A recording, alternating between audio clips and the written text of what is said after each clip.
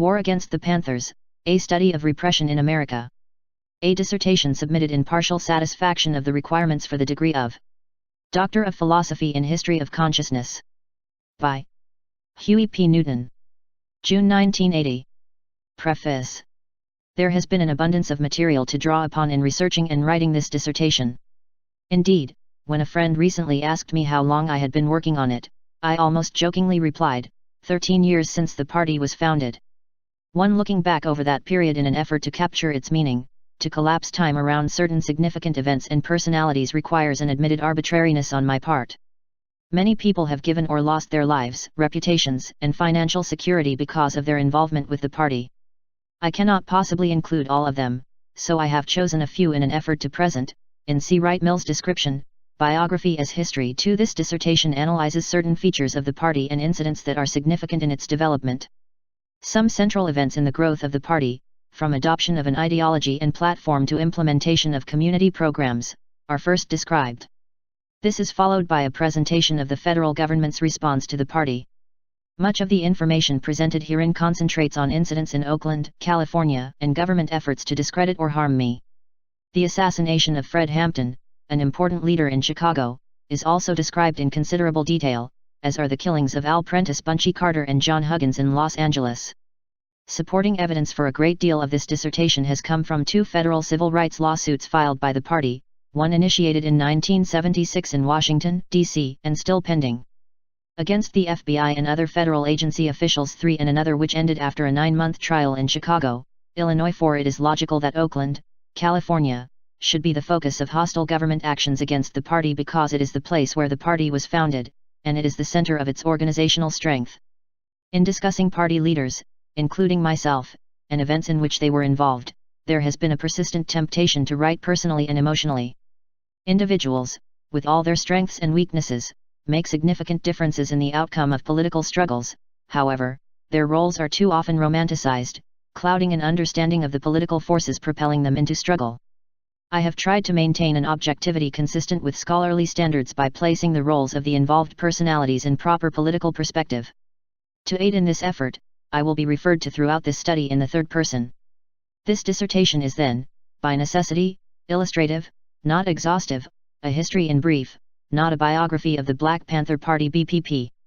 What is perhaps most significant about this study is that it suggests how much we still do not know. How many people's lives were ruined in countless ways by a government intent on destroying them as representatives of an enemy political organization. What tactics or dirty tricks were employed, with what results? Perhaps we shall never know the answers to these questions, but this inquiry about the BPP and the federal government will hopefully help us in our search for the truth, the whole truth and nothing but the truth. Introduction.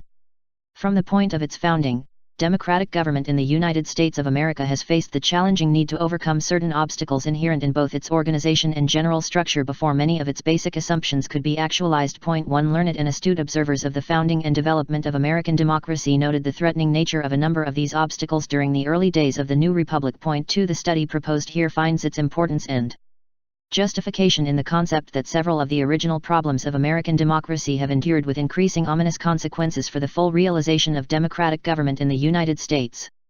In particular, two of the most crucial problems which have hindered the development of truly democratic government in America are treated here: 1. Class and racial cleavages, which have historically been the source of division and bitter antagonism between sectors of American society, and 2. The inherent and long-standing distrust held by the American ruling class of any institutionalized democracy involving the mass population. Point 3. The continuing existence of these two problems compounded, of course, by companion evils has from one time to another enlarged and set in motion a debilitating dialectic which has kept full democracy at bay, and the very fabric of American society in rather constant peril.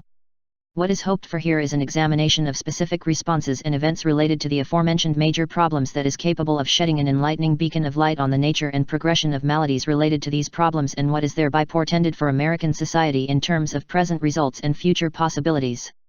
There is, in other words, the intent to forge an analysis capable of informing and instructing those who are devoted to and must continue to grapple with these outstanding problems in need of being resolved if ever democratic government in America is to achieve any degree of substance consistent with its theoretical suppositions and ideals.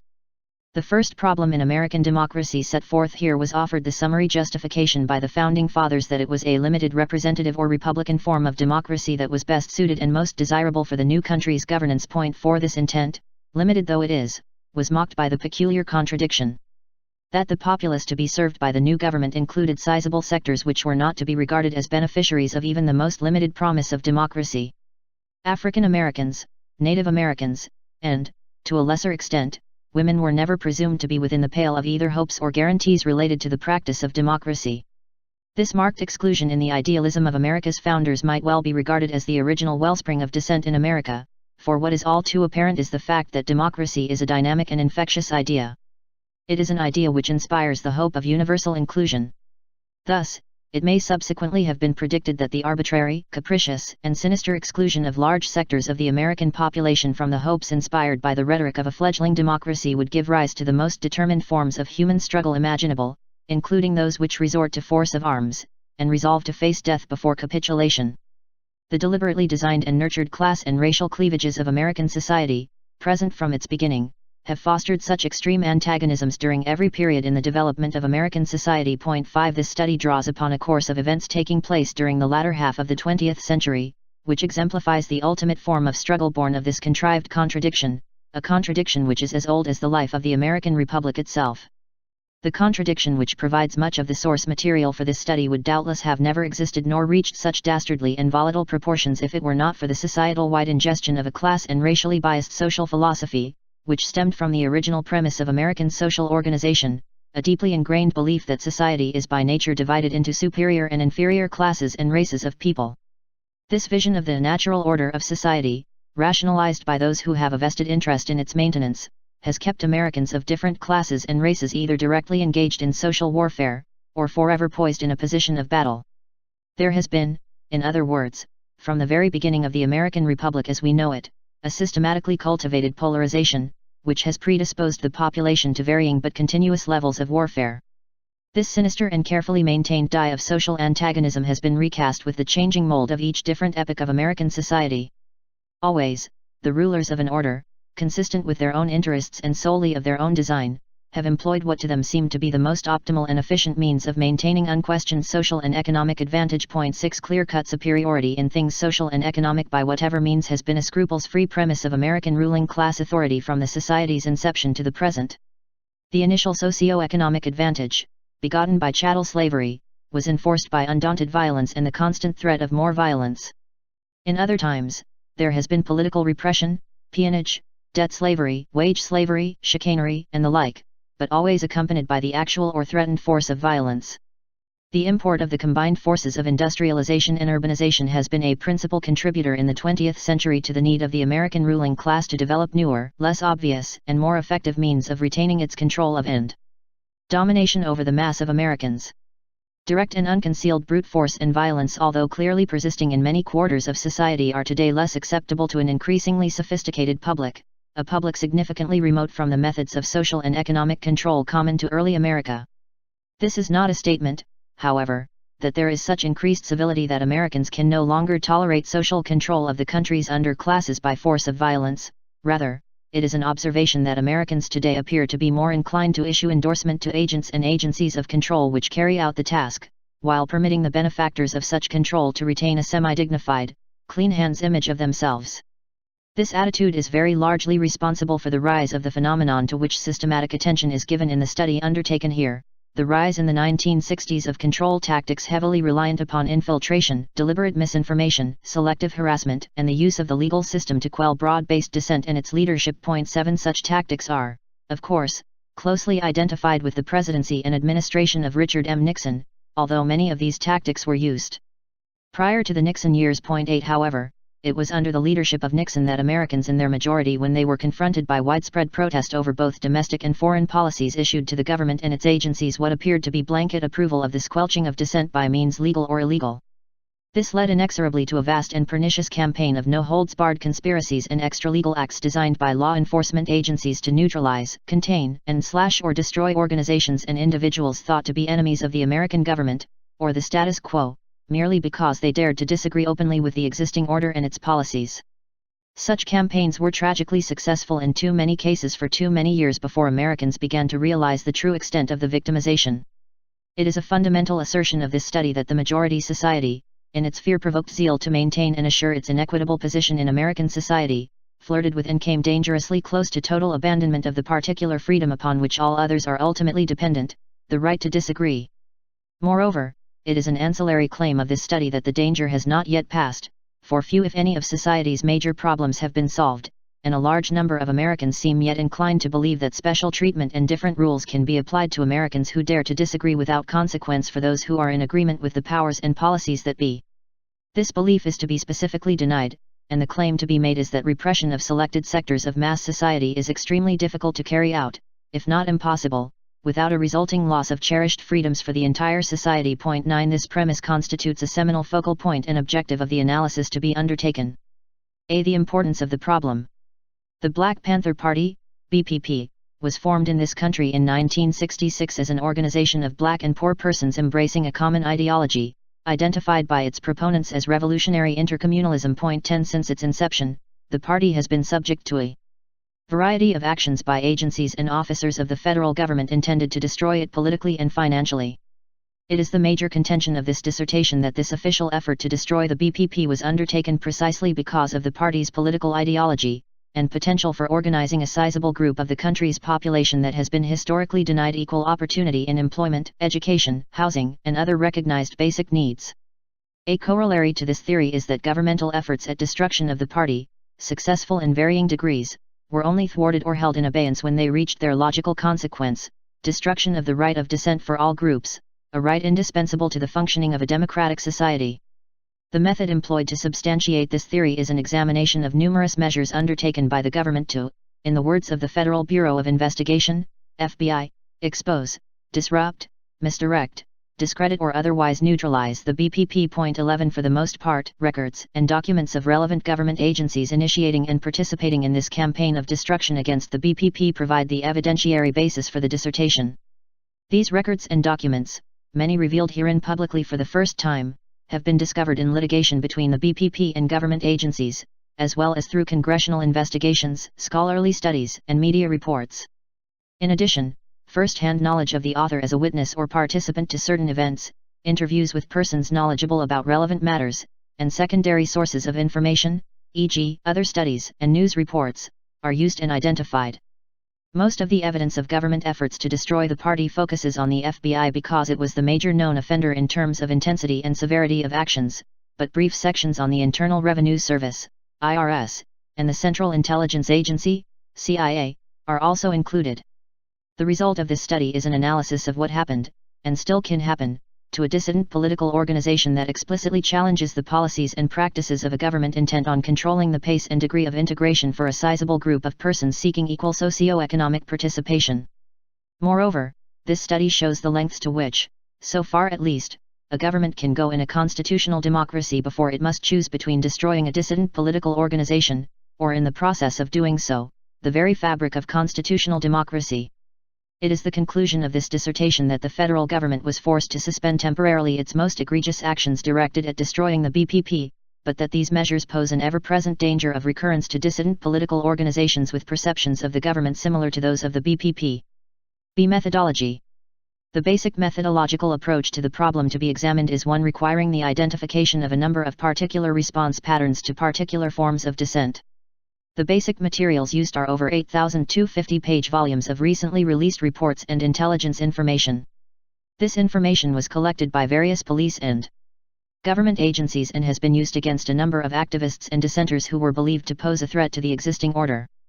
An effort is made to compare empirical evidence accrued from the writer's own participation and observation to the statements and recorded experiences of similarly situated participant observers.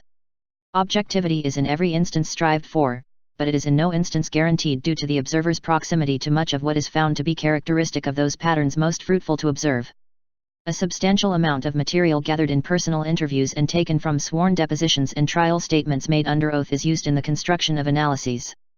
As stated above, this study is presented in a historical manner. This style was chosen in order to develop an analysis of repression by the use of chronological fact. In this way, repression cannot be viewed as a new and unsophisticated set of tactics developed for only an isolated group or individual. It is germane to this study, however, that of the dissident groups which were established in the last 20 years, the Black Panther Party was singled out for concerted, consistent, and violent attack, harassment, and media abuse. In early 1969, then U.S. Attorney General John Mitchell stated that the Justice Department would wipe out the Black Panther Party by the end of 1969. 12 Edward V. Hanrahan, Cook County's former state attorney in Chicago, when asked about the murder of Fred Hampton, which Hanrahan authorized, stated that it was justified because of the vicious activities of the Black Panther Party. 13 These pages do not reflect the personal pain and anguish, the resulting physical and emotional disabilities, as well as the continual financial setbacks the writer has suffered. However, a sensitive person can infer these things from the study. Such an overwhelming number of incidents occurred that it is difficult to imagine that anyone living during this period of history was not affected. The participant observer has been shot, ambushed, followed, and verbally and physically threatened and abused. His wife and family are under constant surveillance and also have been attacked and threatened. In every apartment or home in which he has lived since 1966, the premises have been burglarized, searched, and bugged, as was his bedroom in an apartment in Oakland, California, in 1974. In addition, mail has been intercepted or received already opened. Far more devastating are the brutal deaths of the writer's personal friends: Bobby Hutton, murdered by the Oakland police in 1968, Al Prentice Carter, murdered in Los Angeles in 1969 by men working in association with the FBI, and George Jackson, who was murdered at San Quentin Prison in 1971. The participant observer has spent a total of 3 years, 1967-1970, in prison, has been arrested numerous times, has spent the last 13 years in court, an average of 2 trials per year, and from 1974 to 1977 was in involuntary exile as a protection from physical abuse and death. All of these incidents of the writer's knowledge of repression are intended to substantiate the chronology's factual information from a personal view. The participant observer, in addition, is the leading and founding member of the organization, said to be the greatest threat to the internal security of the country. 14 Although it may seem that the writer is somewhat disadvantaged because of his proximity to the events discussed in this study, it is this very proximity that gives clarity to the specific conflict discussed. Finally, this study attempts to explain why the beliefs of the Black Panther Party and those of the American government and its intelligence agencies have resulted in continuing conflict. 2. History of repression in America.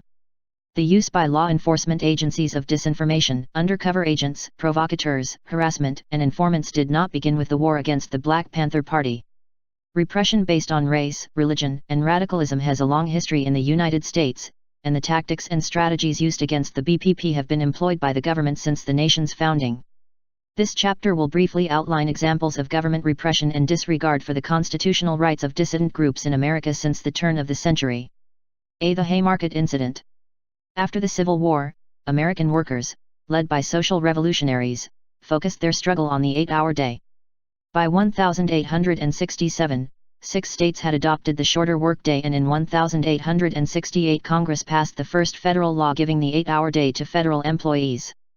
The state laws, however, did not provide for enforcement, and in 1876 the U.S. Supreme Court nullified the federal law. 1 Labor recognized that it would have to win its own battle, and by mid-1886, 250,000 industrial workers were involved in the movement.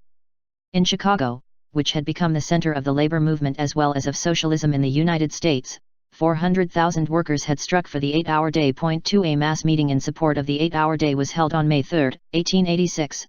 Joining in the meeting were workers from the McCormick Harvester Machine Company, who had been on strike since February. While August Spies of the Social Revolutionary Club was speaking to the crowd, strike breakers began to leave the nearby McCormick plant, and the striking workers began to demonstrate against the scabs. A special detail of 200 police arrived and, without warning, attacked the strikers with clubs and revolvers, killing at least 1 striker, wounding 5 or 6 others, and injuring an undetermined number. 3 A protest meeting was called for May 4 at Haymarket Square. As the final speaker, Samuel Fielden, addressed the small group, police suddenly began to disperse it. A dynamite bomb was thrown. 1 policeman was instantly killed. 6 later died, about 70 were wounded. The police opened fire on the crowd, killing and wounding an unknown number. A nationwide wave of repression followed the Haymarket incident. Socialists and anarchists were rounded up indiscriminately, raids were staged, homes were broken into and searched without warrants, suspects were beaten, and witnesses were bribed and coerced. 31 persons were indicted, 8 stood trial: August Spice, Albert Parsons, Samuel Fielden, Michael Schwab, Adolf Fischer, George Engel, Louis Link, and Oscar Neebe. Although only 2 of the defendants, Spice and Fielden, were at Haymarket Square when the bomb exploded, Fielden with his wife and child, and although the state never established any connection of the defendants with the incident, an openly biased, hand-picked jury convicted them solely on the basis of their political ideas. Worldwide efforts to free them failed, and on November 11, 1887, Parsons, Spice, Engel, and Fisher were hanged. Link had committed suicide. It was not until 1893 that Neebe, who had been sentenced to 15 years imprisonment, and Fielden and Schwab, who had had their death sentences commuted, were pardoned by Governor John Peter Altgeld. 4. B. Domestic Intelligence, 1908–1936. In 1908, the Attorney General under President Theodore Roosevelt created the Bureau of Investigation within the Justice Department to fill the gap caused by congressional prohibition of using the Secret Service for investigation and intelligence activities. Although there was no formal congressional authorization for the Bureau, once it was established its appropriations were regularly approved by Congress. It was not until 1916 that an amendment to the Appropriations Statute came to serve as an indirect congressional authorization for Bureau investigations. 5. During World War I, the Bureau, aided by the Volunteer American Protective League, began to operate as a secret political police force. With the Justice Department, the Bureau investigated the activities of thousands of German immigrants as well as thousands of Americans accused of draft resistance. The 1918 slacker raids in New York and New Jersey involved the mass roundup of 50,000 persons, without warrants, to discover draft evaders. 6. The Espionage and Sedition Acts were invoked, resulting in 2,000 prosecutions for disloyal utterances and activities, 7 aimed mainly at socialist and labor groups critical of the government and its policies. 8. During 1917 to 1918, Bureau agents raided offices of the Socialist Party and the Industrial Workers of the World, IWW, the Wobblies, across the country in a concentrated effort to gather evidence for a mass trial of 166 IWW leaders. 9. In late 1919, strikes spread throughout America. In Europe there were socialist and communist-led uprisings. Using these events as justification for increased funding for the Bureau, Attorney General A. Mitchell Palmer told Congress, "The Bureau is confronted with a very large and important task in connection with social and economic unrest and radicalism." As the Bureau shifted its attention from critics of the war to the activities of political groups, a special division on radical activities was organized. Instead of performing their statutory mission of tracking down and apprehending criminals, federal directives were mounting a massive and unfocused intelligence-gathering operation involving the whole field of left-wing dissent.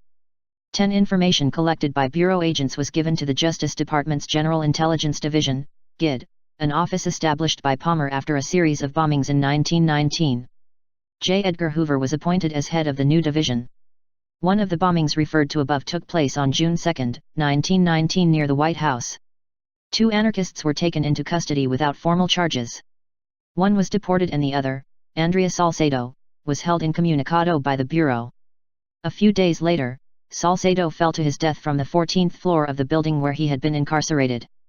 Bartolomeo Vanzetti, a comrade of Salcedo, began an investigation into the death of his friend. Vanzetti, a Boston shoemaker, quickly came under Bureau surveillance. On June 4, he and Nicola Sacco, a fish peddler, organized a protest meeting in Brockton, Massachusetts. On June 5, the 2 men were arrested on capital charges of which they were later convicted. A nationwide legal struggle for their release was waged for 7 years without success, and Sacco and Vanzetti were executed in 1926.11. The GID compiled a massive card index containing 450,000 entries on individuals, groups, publications, and special circumstances, 12, and also collected information on matters of an international nature as well as economic and industrial disturbances. Since the only federal law enforceable in non-criminal cases was the deportation statute, the main target of the Bureau's drive was aliens and, without congressional authorization, the Justice Department, through the GID, and the Bureau of Investigation jointly planned and organized a nationwide drive to deport foreign radicals from the U.S. Among the deportees were Emma Goldman and Alexander Berkman. American citizens, however, were not left out since prosecution might be possible under state or existing federal law or under legislation which may hereinafter be enacted. 13. The drive to deport radicals culminated in the Palmer raids of late 1919 and early 1920. The first of these raids took place on November 7, 1919, when 450 people in 18 cities were arrested. 14. On the night of January 2, 1920, Bureau agents, along with immigration officials, rounded up some 10,000 persons in 33 cities. 15. Following the Palmer raids, every major American city police department created intelligence divisions. From 1919 until 1925, the Los Angeles Police Department, LAPD, arrested 504 union organizers and political activists on charges of criminal syndicalism. These arrests resulted in 124 convictions, most of which were obtained through the perjured testimony of police informants. The LAPD Red Squad became a model intelligence division whose tactics were used by other police agencies across the country. 16. When Warren G. Harding took office in 1921, William J. Burns became director of the Bureau. Burns, the former head of the International Detective Agency, IDA, a company specializing in labor spying, aided IDA in its campaign against the IWW, whose destruction was sought by Southern California businessmen and Southwest copper interests. 4 days after taking office, Burns made Hoover assistant director of the Bureau. Although the Red Scare had virtually died in the United States, Burns testified before congressional hearings that radicalism was growing in the country. As a result, the Bureau's budget rose from $2 million to $2.25 million in 1923.17. Despite the protests of such groups as the American Civil Liberties Union, ACLU, the Bureau continued its illegal activities. It increasingly relied on the use of agents and paid informants, especially between 1921 and 1924.18. On August 2, 1923, President Harding died in office and was succeeded by Calvin Coolidge. And on March 28, 1924, Coolidge named Harlan Fiske Stone to succeed Harry Doherty as Attorney General. In May, Stone asked Burns to resign as Bureau Director. The new Attorney General told the Senate that he opposed the repressive, lawless activities of the Bureau under Doherty's leadership, and that he, Stone, would reorganize the Bureau, abolishing the GID. He pledged that Justice Department agents would limit their investigations to violations of Law. 19. On December 10, 1924, Hoover was appointed director, having convinced Stone and the previously critical ACLU that he was an unwilling participant in the Palmer raids. 20.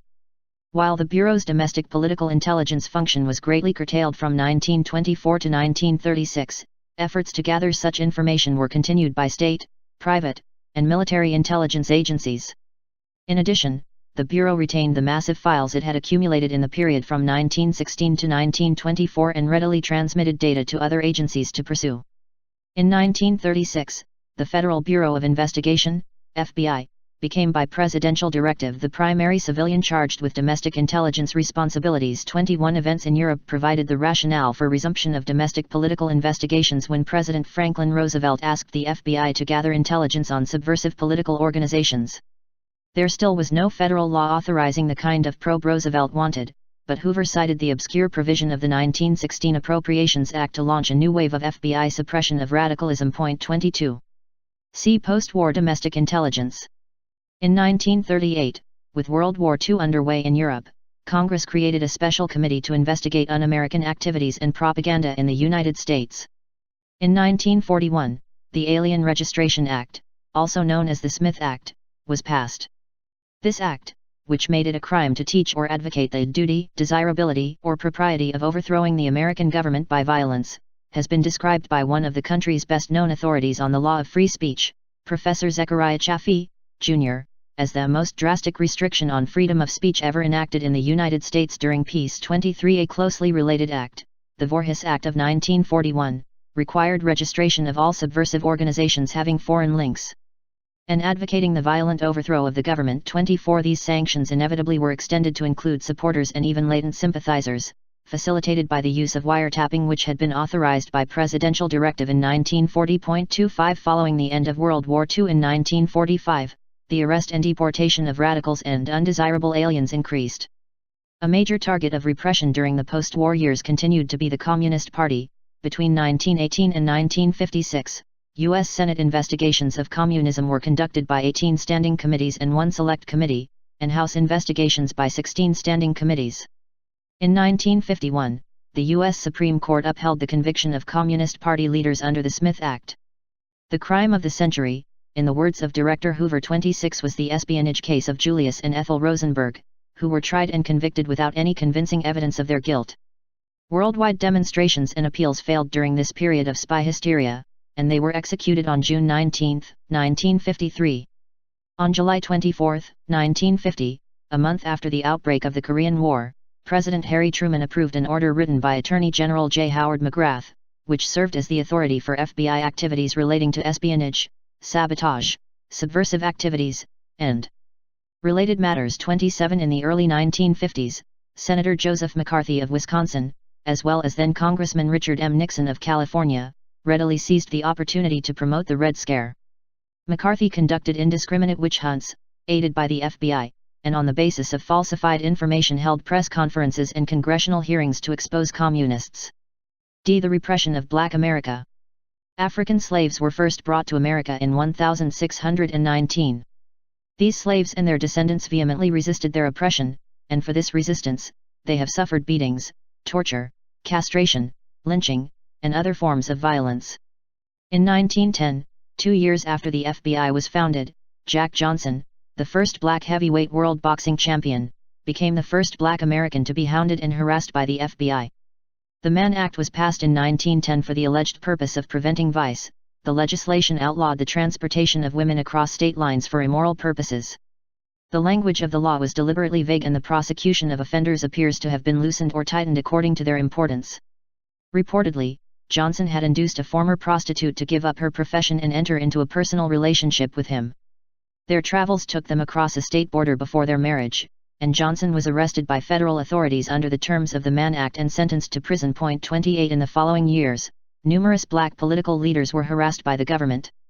Marcus Garvey, who founded the popular Universal Negro Improvement Association in 1919, was convicted of using the mails to defraud. Garvey, who advocated that American blacks return to Africa, served a federal prison term and died in poverty. 29 Drive W.E.B. Du Bois 30 and Paul Robeson 31 were singled out for harassment for their association with the U.S. Communist Party. Harlem Congressman Adam Clayton Powell, chairman of the powerful House Education Committee, was forced out of office because of his outspoken views on the oppression of American blacks. 32 Malcolm X, whose political views changed following his split with the Nation of Islam, and who helped to inspire the founding of the Black Panther Party. 33 was under constant police surveillance in the last year of his life. The two men convicted of his assassination in February 1965 have demanded a new trial on the grounds that they were framed. The Congressional Black Caucus has called for a congressional investigation into Malcolm's death. 34 A main target of the FBI COINTELPRO operation during the late 1950s and early 1960s was the civil rights movement. Among the groups singled out for persecution were the Southern Christian Leadership Conference, SCLC, the Congress of Racial Equality, CORE, the Student Nonviolent Coordinating Committee, SNCC, Deacons for Defense, the Republic of New Africa, RNA, and the Nation of Islam. Targeted individuals included H. Rap Brown, Stokely Carmichael, Elijah Muhammad, and Dr. Martin Luther King, Jr. 35. From December 1963 until his assassination on April 4, 1968, Dr. King was the subject of an intensive COINTELPRO campaign. In the testimony of William Sullivan, who was in charge of the FBI campaign against Dr. King, no holds were barred. We have used similar techniques against Soviet agents. The same methods were brought home against any organization which we targeted. We did not differentiate. 36 Using its authority to investigate legitimate non-communist groups suspected of being infiltrated by communists, the FBI sought to discredit and destroy Dr. King and the entire civil rights movement. 37 United Farm Workers. The United Farm Workers, UFW, founded and led by Cesar Chavez, has fought for over a decade for decent wages and living conditions for American farm workers. The strong opposition of business interests to the work of the UFW has made the Union a constant target of government and intelligence repression. Informants, undercover agents, and provocateurs have continuously infiltrated the UFW in an effort to destroy the Union. On several occasions, Union headquarters in California have been burglarized and files stolen by FBI and other intelligence agents. 38 American Indian Movement. American Indians have been murdered, tortured, and isolated by the United States government longer than any other group of people in America. After launching numerous wars against Native Americans and forcing them from their lands in the latter part of the 19th century, the government forcibly moved them to reservations operated by the U.S. Bureau of Indian Affairs. In 1970, the American Indian Movement, AIM, a nationwide political organization of Native Americans, was founded by Russell Means and Dennis Banks. Means, Banks, and other Native American leaders and activists have been a prime target of the FBI COINTELPRO campaign, a campaign which has led to numerous false charges, imprisonment, and murder. 39 As the preceding pages point out, the war against the Black Panther Party was a logical extension of ongoing police intelligence practices intensified by the explosive situation in American cities during the last 16 years. Not only are the tactics of infiltration, harassment, and disinformation time-tested, but the tacticians are veterans. 3. Formation and purpose of the party, what makes it different? By 1966, the United States had experienced a recent series of disruptions in several of its major urban black population centers. Harlem, Watts, Chicago, and Detroit won numerous organizations and leaders representing groups of black people, e.g., SCLC, Martin Luther King, Jr., the Black Muslims, Elijah Muhammad and Malcolm X, CORE, James Farmer, NAACP, Roy Wilkins, had repeatedly articulated the causes of these riots or urban rebellions: high unemployment, bad housing, police brutality, poor health care, and inferior educational opportunities. Their consensus on the ills that caused or contributed to the violent explosions in inner cities was confirmed by official investigating bodies such as the Kerner and McCone Commissions. Point 2 While all groups were generally in agreement on the specific maladies of the society affecting blacks, they were in disagreement as to the best solution for ending them. The black nationalists favored separatism, traditional liberals integration and passage of new legal guarantees, and some of the more activist-oriented demanded revolution now. Amidst this clamor for social justice, the Black Panther Party was formed in Oakland, California, in 1966. A ideology of revolutionary intercommunalism. The party differed from other organizations representing black and poor persons in several respects. First, the Panthers embraced from the outset an explicitly socialist ideology, which it soon named revolutionary intercommunalism. In essence, the party acknowledged that it was, despite certain differences, basically socialist or Marxist because it followed the dialectical method and sought to integrate theory and practice. As the founder of the Panthers observed, "We are not mechanical Marxists and we are not historical materialists." Some people think they are Marxists when they are actually following the thoughts of Hegel. Some people think they are Marxist-Leninists but they refuse to be creative, and are, therefore, tied to the past. They are tied to a rhetoric that does not apply to the present set of conditions. They are tied to a set of thoughts that approaches dogma. If we are using the method of dialectical materialism, we don't expect to find anything the same even 1 minute later, because 1 minute later is history. If things are in a constant state of change, we cannot expect them to be the same. Words used to describe old phenomena may be useless to describe the new. And if we use the old words to describe new events, we run the risk of confusing people and misleading them into thinking that things are static. Point 3 This espousal of revolutionary intercommunalism by the BPP obviously influenced the perception of others about it, especially, as will be shown, the federal government.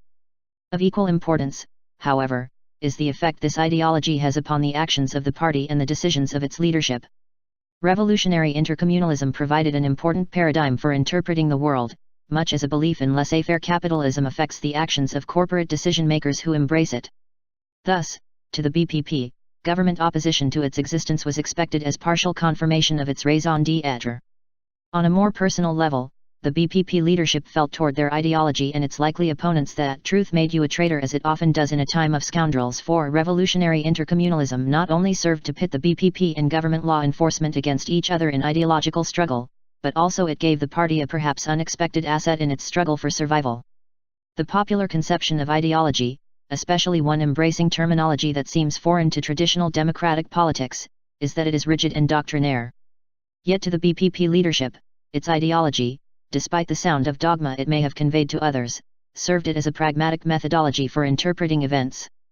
A central tenet of revolutionary intercommunalism, for example, is that contradiction is the ruling principle of the universe, that everything is in a constant state of transformation. Recognition of these principles gave party leaders an ability to grow through a self-criticism that many other radical political organizations seemed to lack. Thus, in 1970, Newton could say of the party, "In 1966 we called our party a Black Nationalist Party, BNP. We called ourselves black nationalists because we thought that nationhood was the answer. Shortly after that we decided that what was really needed was revolutionary nationalism. That is, nationalism plus socialism. After analyzing conditions a little more, we found that it was impractical and even contradictory. Therefore we went to a higher level of consciousness. We saw that in order to be free we had to crush the ruling circle and therefore we had to unite with the peoples of the world. So we called ourselves internationalists. We sought solidarity with what we thought were the nations of the world. But then what happened? We found that because everything is in a constant state of transformation, because of the development of technology, because of the development of the mass media and because of the fact that the United States is no longer a nation but an empire, nations could not exist, for they did not have the criteria for nationhood. Their self-determination, economic determination, and cultural determination has been transformed by the imperialists and the ruling circle. They were no longer nations. We found that in order to be internationalists we had to be also nationalists, or at least acknowledge nationhood. Internationalism means the interrelationship among a group of nations. But since no nation exists, and since the United States is in fact an empire, it is impossible for us to be internationalists. These transformations and phenomena require us to call ourselves intercommunalists because nations have been transformed into communities of the world. The Black Panther Party now disclaims internationalism and supports intercommunalism. 5. B. Strategy for building communist institutions, the survival programs.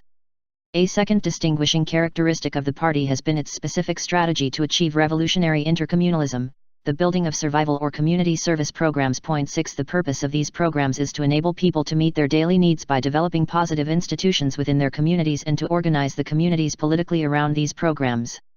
This, of course, is nothing new when one thinks of certain minority or ethnic communities in the United States, such as the Jews or Chinese. Historically, one way these groups have affected their rise from deprivation is by developing communal associations, ranging from fraternal and religious bodies to political machines.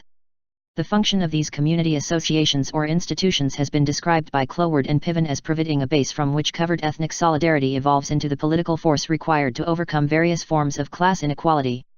They are therefore an important device by which the legitimate interests of particular groups are put forward to compete with those of other groups. 7. Unfortunately, as Cloward and Piven concede, the black community, and this was especially true in 1966 when the party was forming, lacked an institutional framework in private social welfare as well as in other institutional areas, and the separatist agencies of other ethnic and religious communities were not eager to see this deficiency overcome. 8. Hence the BPP emphasized the importance of its survival programs. 1. The police patrols. An early survival program focused on the issue of police brutality, which was a major concern, nationally and in Oakland, California. Applying knowledge of California law, party founders Huey Newton and Bobby Seale organized police patrols to respond to arrests of citizens that were regularly broadcast over the police officers' shortwave radio. Several party members equipped with a shortwave radio in a car intercepted the calls, rushed to the scene of the arrest, and, armed with a law book, informed the person being arrested of his constitutional rights. Party members also carried loaded weapons, publicly displayed but not pointed toward anyone, and dressed in leather jackets and berets. The patrol participants were careful to stand no closer than 10 feet from the arrest, to stay within the presumption that they were not interfering with the arrest. 9. These initial contacts between Panther patrols and Oakland police resulted in the arrests of party members and in considerable publicity. 10. Media portrayals of these confrontations gave the impression that the Panthers were primarily an armed insurrectionary group. One of the reasons for this distorted image was astutely noted by Eric Erickson. You have all seen the now traditional picture of young Huey Newton like a latter-day American revolutionary with a gun in his hands, held not threateningly, but safely pointing upward. To a man of my age, it was, not too long ago, almost impossible to imagine black men carrying guns openly, black vigilantes, black night riders in automobiles, keeping an eye on, of all things, the law. Most readers of the news, of course, did not and do not know that according to California law, every citizen then had the right to carry a gun, one gun for self-defense and joint defense.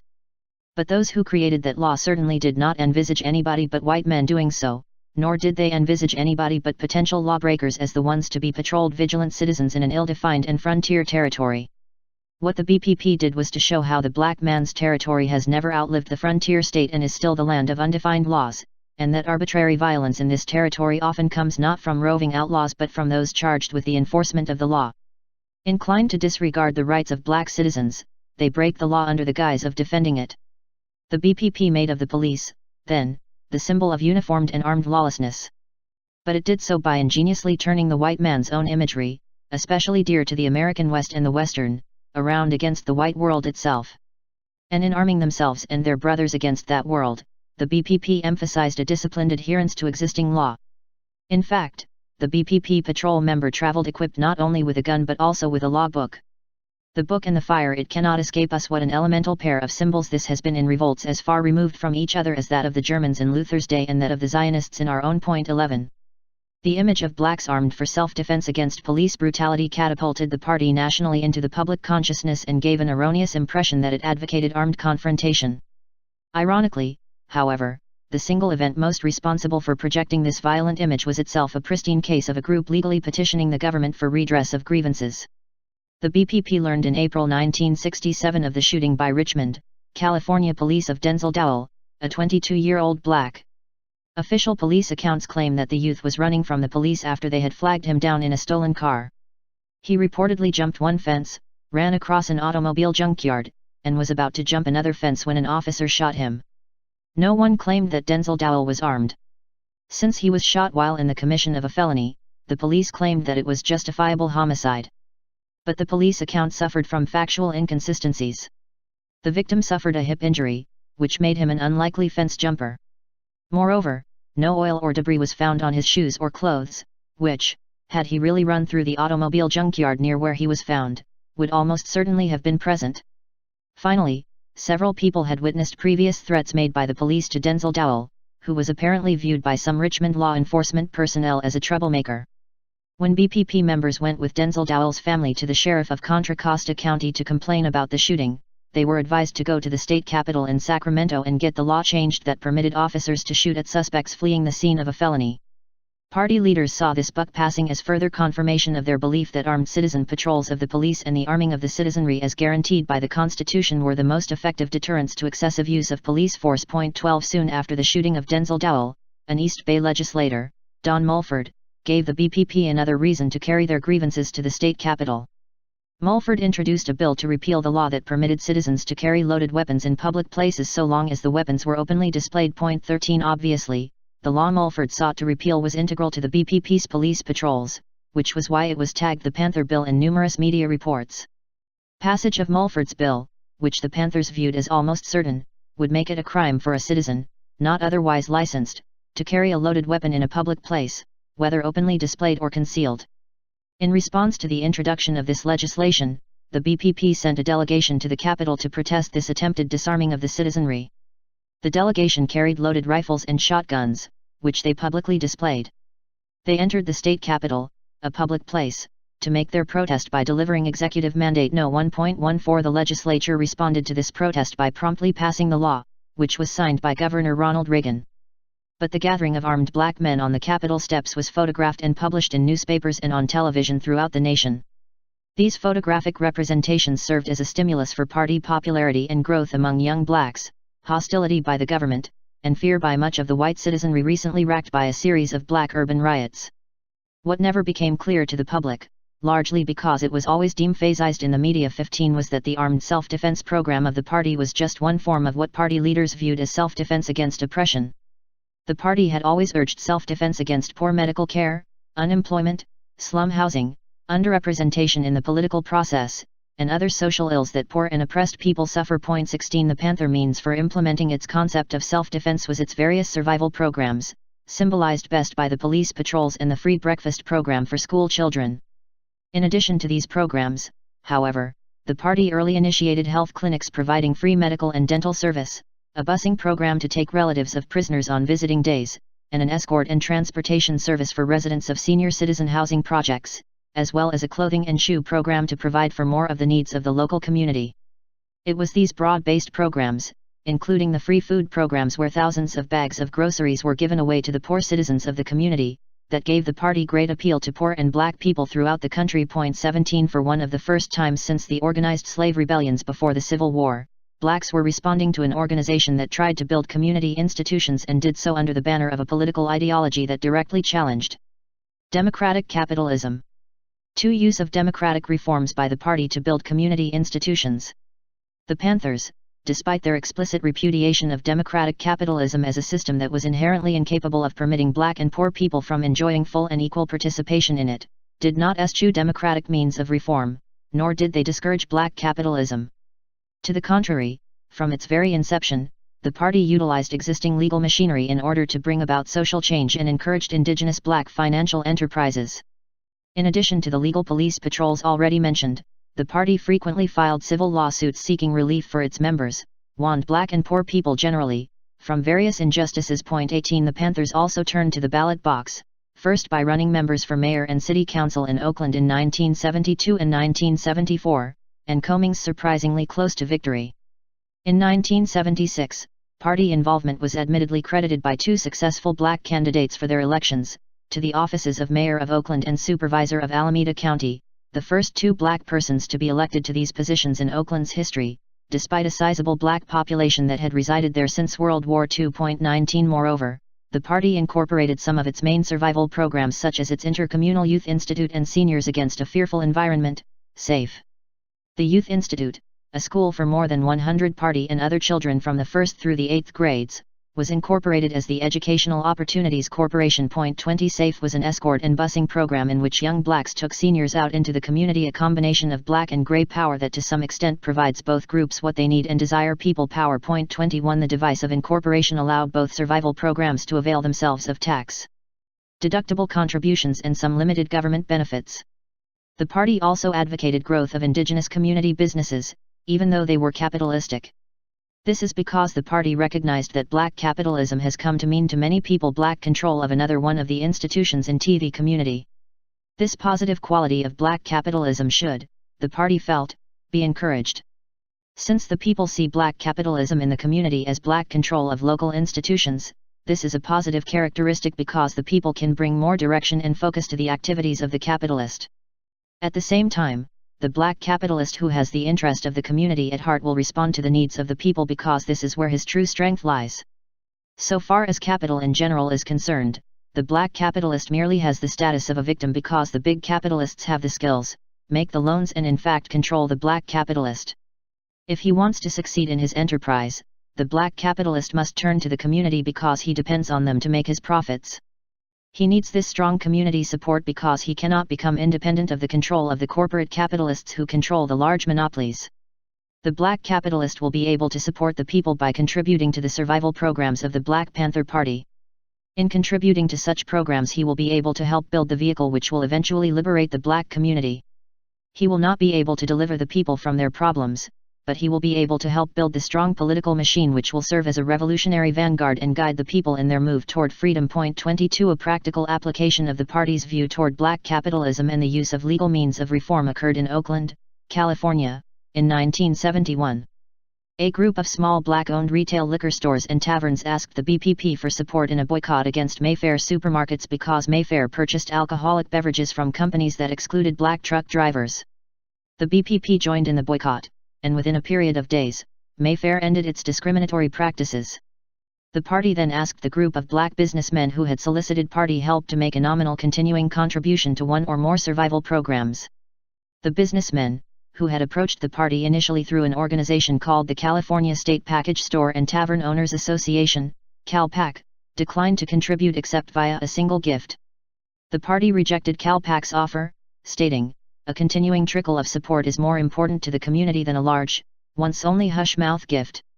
We will not be paid off, we will not be quiet. We will not go away. Why should the black community nourish a black profiteer who has no concern for his brother?" 23 It was considered important to the party's concept of building community institutions that contributions from the black businesses not only be continuing, but that they come from the association representing them. This would, in the party's view, constitute participation through a united front and build CalPAC as a community institution along with the survival programs. Since the party had been asked for assistance in the Mayfair boycott by representatives of CalPAC, it also followed logically that CalPAC should support the survival programs. When CalPAC refused, the party called for a boycott of the liquor stores of the president of CalPAC, Bill Boyett, and picketed the 2 liquor stores he owned. 5 months later, CalPAC and the party reached an agreement. Congressman Ronald Dellums, who helped negotiate the settlement, announced at a press conference in January 1972 that an agreement has been reached of great importance to all of the people in the Bay Area and, in particular, the black population of this area. This agreement, between the Black Panther Party and the Ad Hoc Committee for Promotion of Black Business, officially ends the boycott of Boyettes liquor stores by the Black Panther Party. The United Fund of the Bay Area, Inc., sponsored and created by the Ad Hoc Committee for the Promotion of Black Business and the CalPAC liquor dealers, has already begun the task of collecting funds from black businesses and individuals for programs of special need in the black community. Operating as a non-profit social vehicle for the black community, this new organization will make disbursements to various significant organizations in the black community on a regular and continuing basis.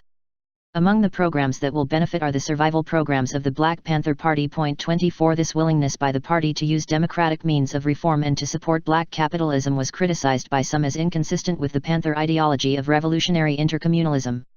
This is partly because progressive people quite correctly observe that it is very clear, upon reflection, what function law serves within any culture. It protects the culture's ideology.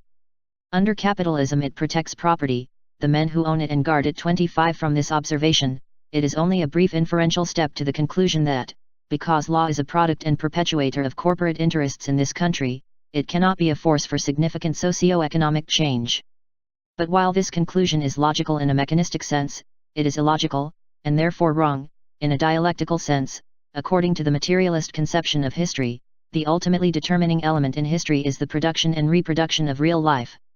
If somebody twists this into saying that the economic element is the only determining one, he transforms that proposition into a meaningless, abstract, senseless phrase. The economic situation is basis, but the various elements of the superstructure, political forms of the class struggle constitutions established by the victorious class judicial forms, had even the reflexes of all these actual struggles in the brains of the participants also exercise their influence upon the course of the historical struggles and in many cases preponderate in determining their form. Point 26. In sum, the Panthers combined a unique blend of elements that set them apart from traditional civil rights and minority organizations, a revolutionary ideology that argued for the necessity of fundamental socio-economic change, a practical series of survival programs that served the community and fostered institutional growth and consciousness, and a willingness to employ creative legal means within the democratic system to achieve their ends. It was these unique elements that made the Panthers popular with many blacks and, at the same time, a nemesis to the federal government. 4. Response of the government to the Black Panther Party. The administration's propaganda war against the Panthers, making the political criminal. Upon Richard M. Nixon's election as president in 1968, the administration addressed itself, in the words of former White House counsel John Dean, to the matter of how we can maximize the fact of our incumbency in dealing with persons known to be active in their opposition to our administration. Stated a bit more bluntly, how we can use the available federal machinery to screw our political enemies. Point 1. A White House enemies list was drawn up by officials of the Nixon administration. In its original form, this list contained the names of only a few minority political parties or organizations, among them the Panthers, whom the administration linked with Huey P. Newton, and George Wallace of the American Independent Party. Point 2. Interestingly, though their expressed ideologies were quite opposite, both organizations shared the common feature of having strong grassroots support and active involvement by their members, in contrast to the established Democratic and Republican parties. Point 3. The enemies list was then incorporated into a detailed plan, commonly known as the Houston Plan, after its White House designated coordinator, Tom Charles Houston. Point 4. This plan was approved in 1970 by the former director of the FBI, J. Edgar Hoover, in cooperation with the Central Intelligence Agency, CIA, the Defense Intelligence Agency, DIA, and the National Security Agency, NSA. 5. It advocated blanket presidential authorization for such practices as wiretapping, mail covers, and black bag jobs or break-ins. Its main purported function was to improve interagency cooperation among the major intelligence agencies. Point 6. Although this proposed plan was first approved, but allegedly later disapproved by President Nixon because J. Edgar Hoover decided not to continue to cooperate, the tactics advocated had already been employed by various federal agencies, particularly the FBI, against the Panthers. Just why the FBI and other federal law enforcement agencies focused early on the party as an enemy organization is not difficult to understand. At the start of World War II, President Roosevelt directed the Bureau to refocus its resources on priorities it had purportedly given up in 1924. The investigation of political organizations and affiliations. Point 8. Distinctions between foreign espionage and domestic dissident groups became blurred during the height of the war, In fact, vigilance and caution grew into xenophobia and distrust of anyone who veered noticeably from the political mainstream. 9. The Cold War followed, with President Truman's establishment of the Federal Employee Loyalty Program. 10. The Bureau, having built up a large contingent of agents to guard the nation's internal security, channeled them into loyalty/security investigations. Thus, the FBI took on officially the role of a kind of ideological security police, an arbiter of what was inside the boundaries of legitimate political discourse and what was outside. 11. In the absence of any effective challenge to this role, the Bureau continued, essentially unabated. Not surprisingly, when the Panthers became publicly visible in 1967 and 1968, the FBI felt justified, if not compelled, to devote their full panoply of resources to investigating the organization. In part, this was in response to the BPP's ideology. As the chief of the FBI's counterintelligence program admitted in describing the genesis of the program within the Bureau that concentrated on the Panthers, we were trying first to develop intelligence so we would know what they were doing, and second, to contain the threat. To stop the spread of communism, to stop the effectiveness of the Communist Party as a vehicle of Soviet intelligence, propaganda, and agitation. 12. A more flamboyant assessment was provided by Edward Miller, former assistant director of the FBI in charge of the Intelligence Division.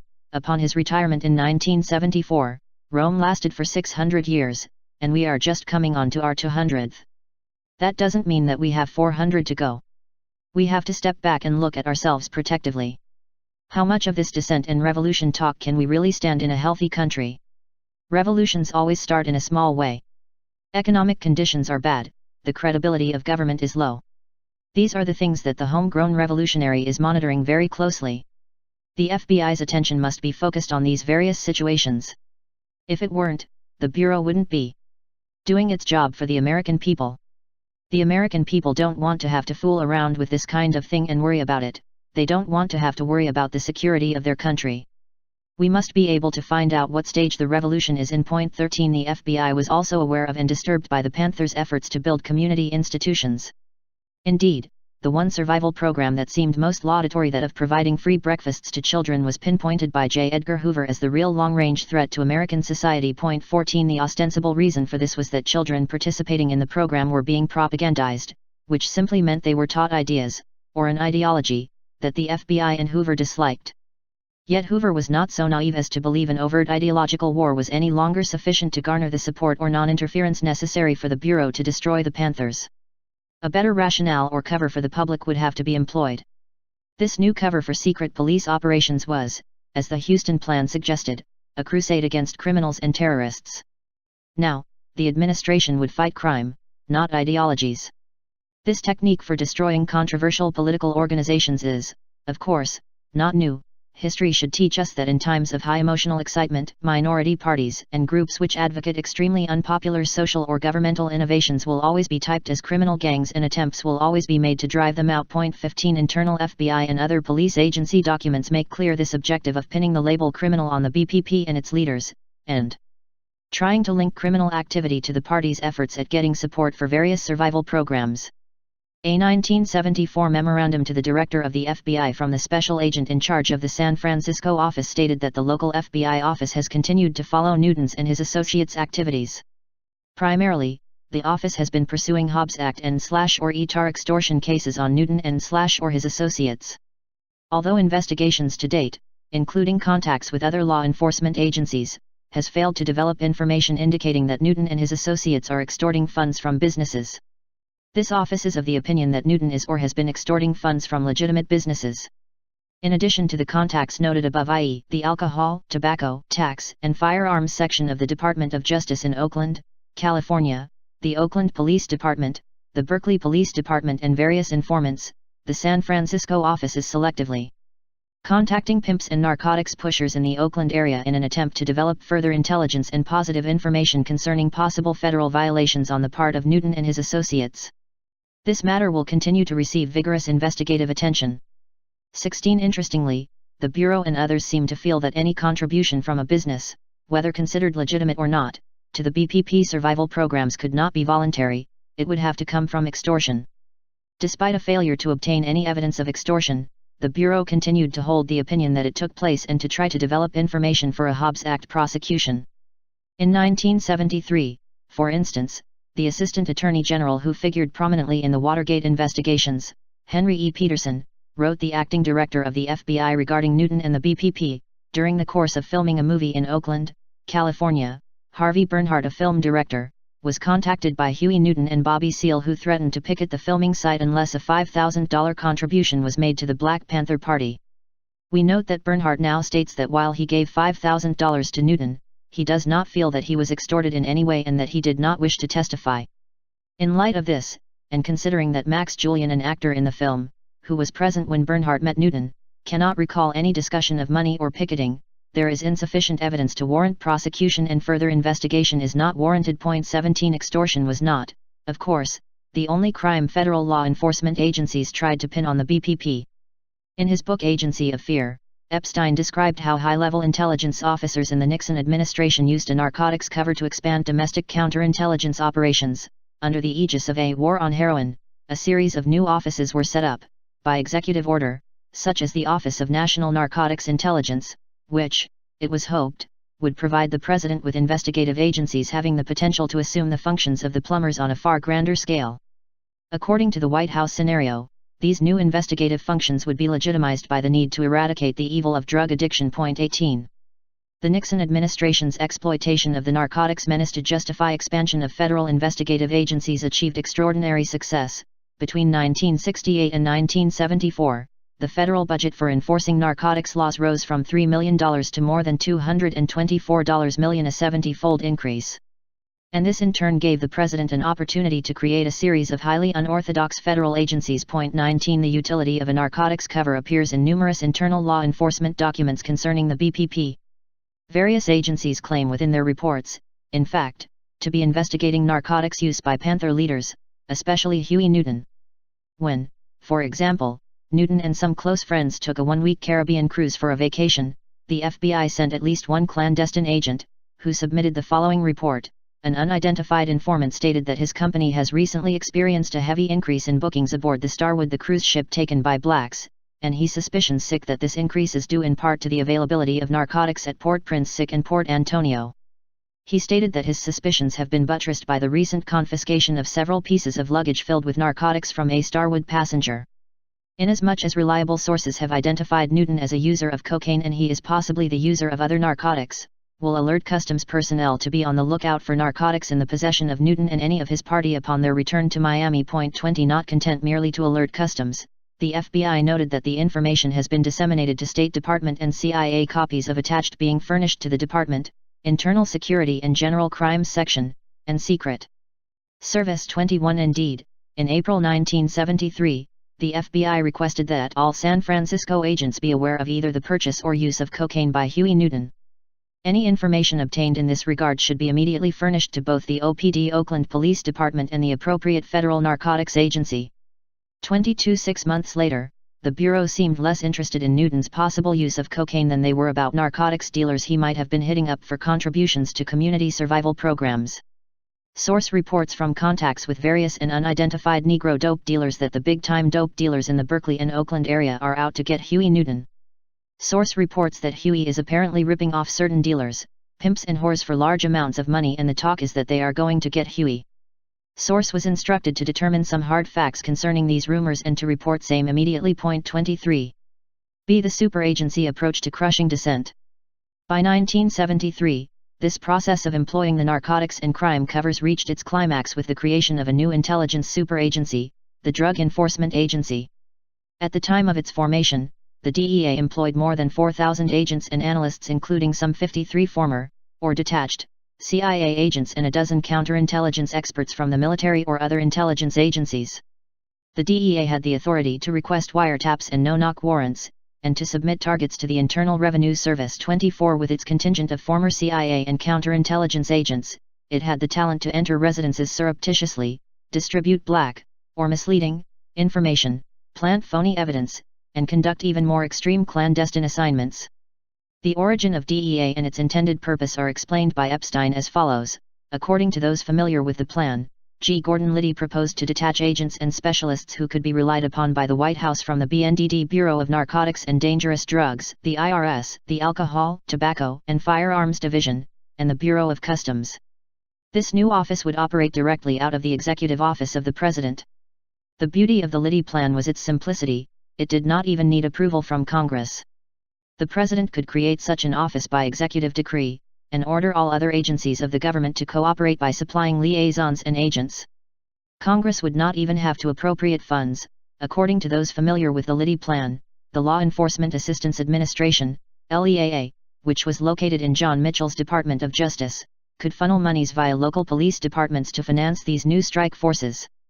The new office would have wiretappers from the BNDD, customs agents, with their unique search authority, IRS agents who could feed the names of suspects into the IRS's Target Selection Committee for a grueling audit, and CIA agents for the more extraordinary missions. In addition, since it would control grants from LEAA, this new office could mobilize support from state and local police forces in areas in which it desired to operate. The most important feature of the Liddy plan, however, was that the White House agents would act under the cloak of combating the drug menace. Since public fears were being excited about this deadly threat to the children of American citizens and their property, few would oppose vigorous measures even if its agents were occasionally caught in such excesses as placing an unauthorized wiretap. On the contrary, if the dread of drugs could be maintained, the public, Congress, and the press would probably applaud such determined actions. Crow and the White House strategists immediately saw the advantages to having the new office operate its agents under the emblem of a heroin crusade, and Liddy's option paper, much modified in form to remove any embarrassing illegalities, was sent to the president with the recommendations of Crow and Ehrlichman. Finally, in December 1971, the president ordered Ehrlichman and Crow to create the permanent White House-controlled investigative unit envisioned in the option paper drawn up by Liddy. The new unit was to be known as the Office of Drug Abuse Law Enforcement. 25 On January 28, 1972, the Office of Drug Abuse Law Enforcement, ODL, the permanent investigative force which ostensibly would operate against narcotics traffickers, was officially created by an executive order of the President, since there was virtually no precedent for an agency like the Office of Drug Abuse and Law Enforcement. ODL Director Miles J. Ambrose had to proceed step by step, in assembling his strike forces. The first step was to appoint regional directors who would superintend and select the federal agents and local police on each strike force in each of the 33 target cities he selected. 50 other lawyers, many of whom Ambrose knew personally, were deployed in instantly created field offices of the new organization. 400 investigators were requisitioned from the Bureau of Narcotics and Dangerous Drugs and the Bureau of Customs, and Ambrose requested more than 100 liaisons from the Internal Revenue Service, as well as specialists from other agencies of the government. This was all accomplished during the first 30 days of existence of this new office, in what Ambrose himself referred to as a monumental feat or organization. The new strike forces had little resemblance to more conventional law enforcement forces. These highly unorthodox units, which were being controlled from the White House through the President's special consultant Miles Ambrose, included not only trained narcotics and customs officers but also immigration and naturalization service officers, alcohol, tobacco, and firearms control agents, probation officers, state troopers, and local police officers. With the authority of court-authorized no-knock warrants and wiretaps, they could strike at will in any of the target cities and against virtually anyone selected as a target. By March 1972, the strike forces had become operational. 26 There was some resistance to Law Enforcement Assistance Administration officials to using LEAA money to finance ODL operations. They argued that Congress never intended for LEAA grants to be used to bypass the appropriations process, so with White House assistance, the new office established a series of local organizations, with such names as Research Associates, through which grants could be made by LEAA. The money was then channeled back to selected strike forces, with these organizations acting, in effect, as money conduits. 27 The California conduit for these laundered funds was the Organized Crime and Criminal Intelligence Branch, OCSIB, of the State Department of Justice, which had already been set up in 1970 by California Attorney General Everly Younger. A report circulated by the OCSIB in 1972 identified among its prime targets the Black Panther Party. 28 The creation of a new super-agency to direct the counterintelligence activities against the BPP and other dissident groups was an indication of how badly the federal government wanted to destroy the Panthers. The successful extent of coordination between law enforcement agencies intent on getting the BPP is not yet clear, largely because documents showing this direction have yet to be discovered. Still, the general method of operation described by Epstein appears to have been employed against the party, at least if one focuses on just three agencies for which some documented information is available: the FBI, IRS, and CIA. FBI declares war on Panthers, COINTELPRO.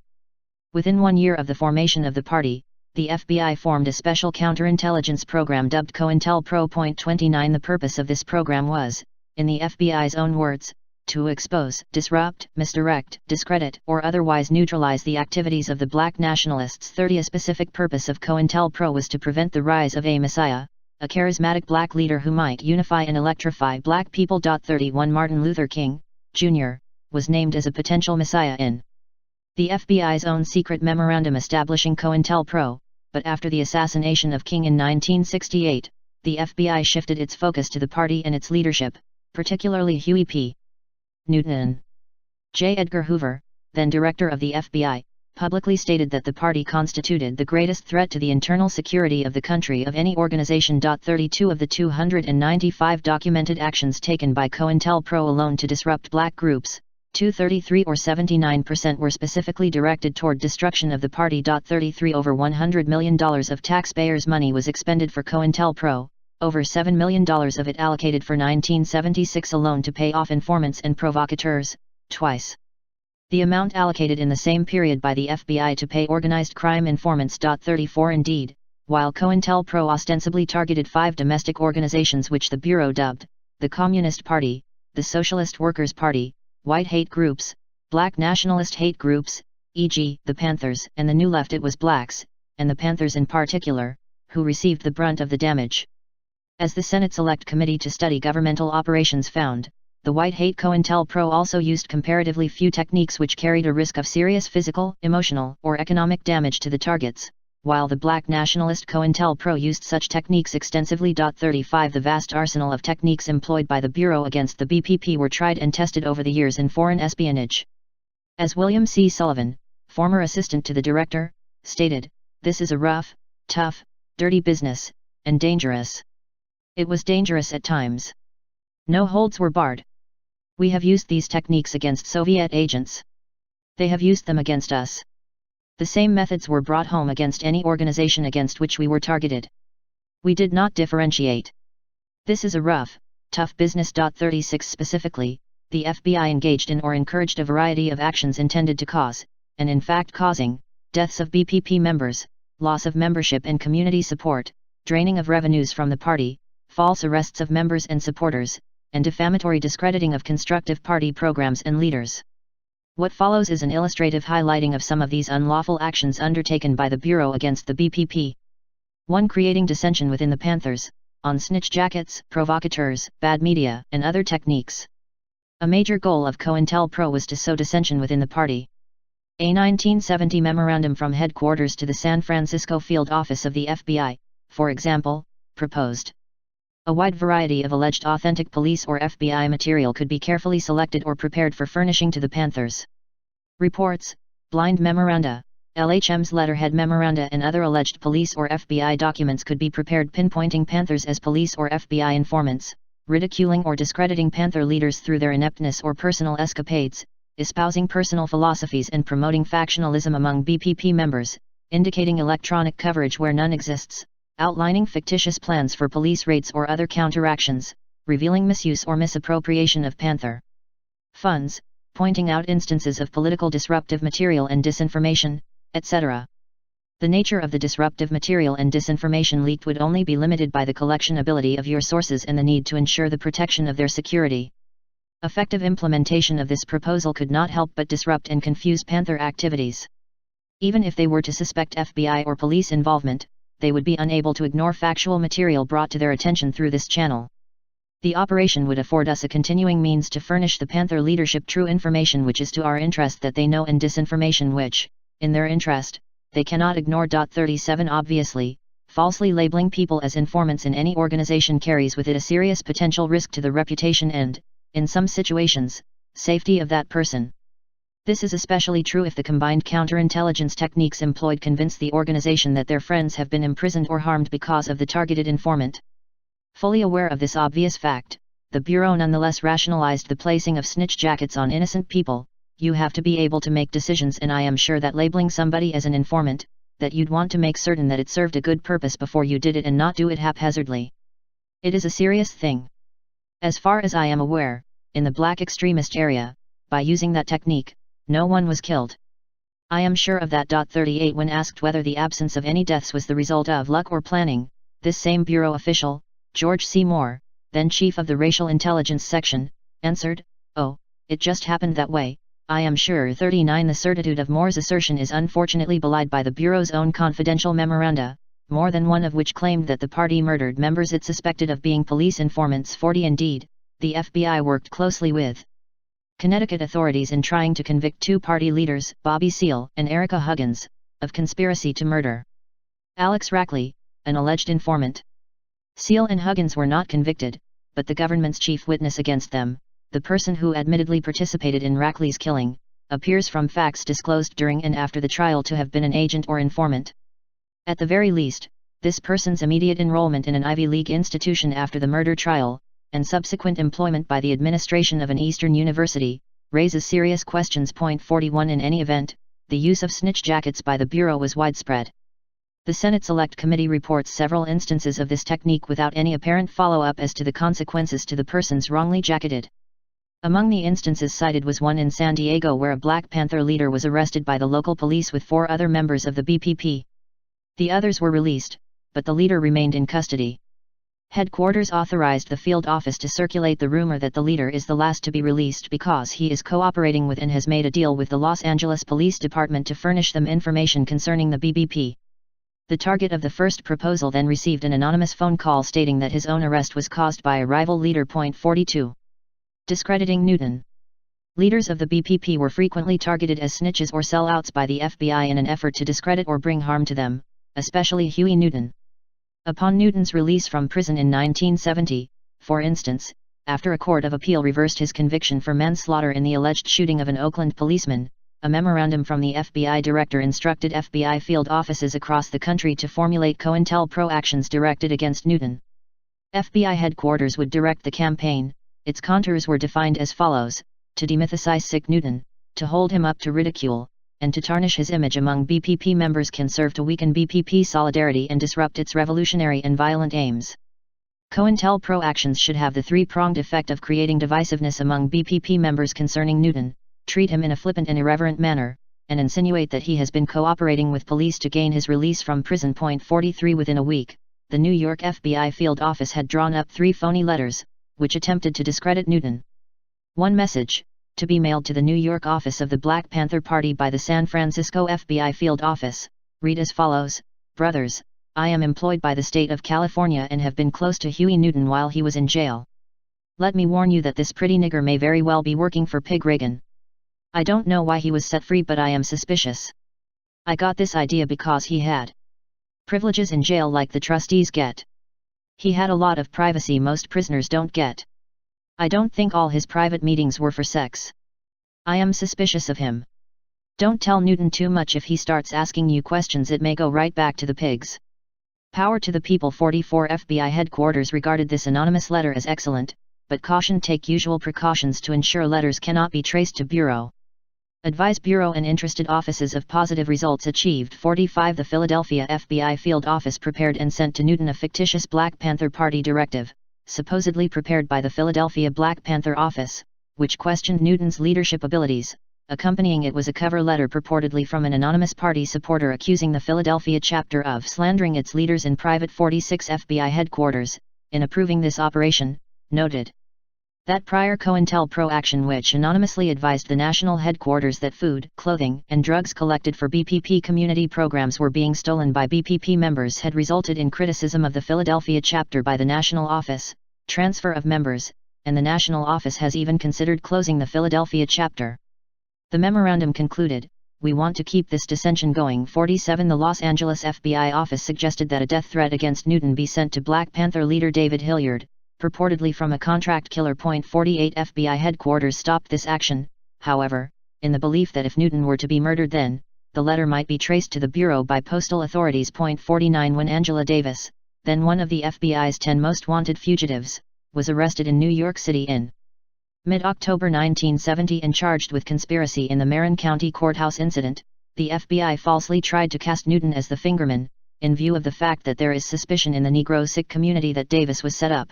Nyo suggests that Huey Newton be cast in the light as fingerman.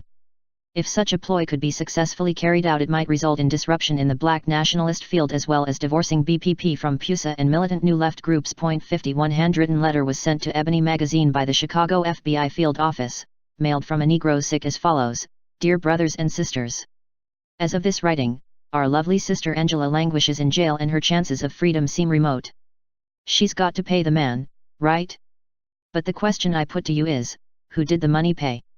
You know and I know the pigs can't come up with a black in a black community just by driving around the streets and hassling the brothers. I tell you that Sister Davis would still be free if her capture was left to the federal pigs alone. Of course, it was not that way at all. There was bread, lots of pure cash rye put into an eager black hand, which in turn twisted the knife of treachery in our sister's back. Now, the big question is who? Who was the cat who dishonored his skin and took the 30 pieces of silver? Some of the West Coast cats are looking hard at Brother Newton. Shit, you say, Huey would never sell out to pig country. He's a dedicated nationalist, leader of the brothers and sisters and a cat with real soul. Maybe it's bullshit, but let's look at Huey a little closer. He gets sprung from a stiff rap in August. The man suddenly turns kind and sets our brother free. In that same month Sister Angela is among the missing as the result of a frame the pigs laid on her. What did Huey give for the sunlight and flowers? Or better still, what did the man give sweet Huey? How come Huey's size 12 mouth has been zippered since our sister's bust? Nothing, he says. Absolutely nothing. Not one appeal for justice. No TV, no papers, no radio, no nothing. He got $5,000, so the cats say. It's enough to make a man wonder. Wouldn't be surprised if Huey didn't split the scene soon. I, for one, will be most interested.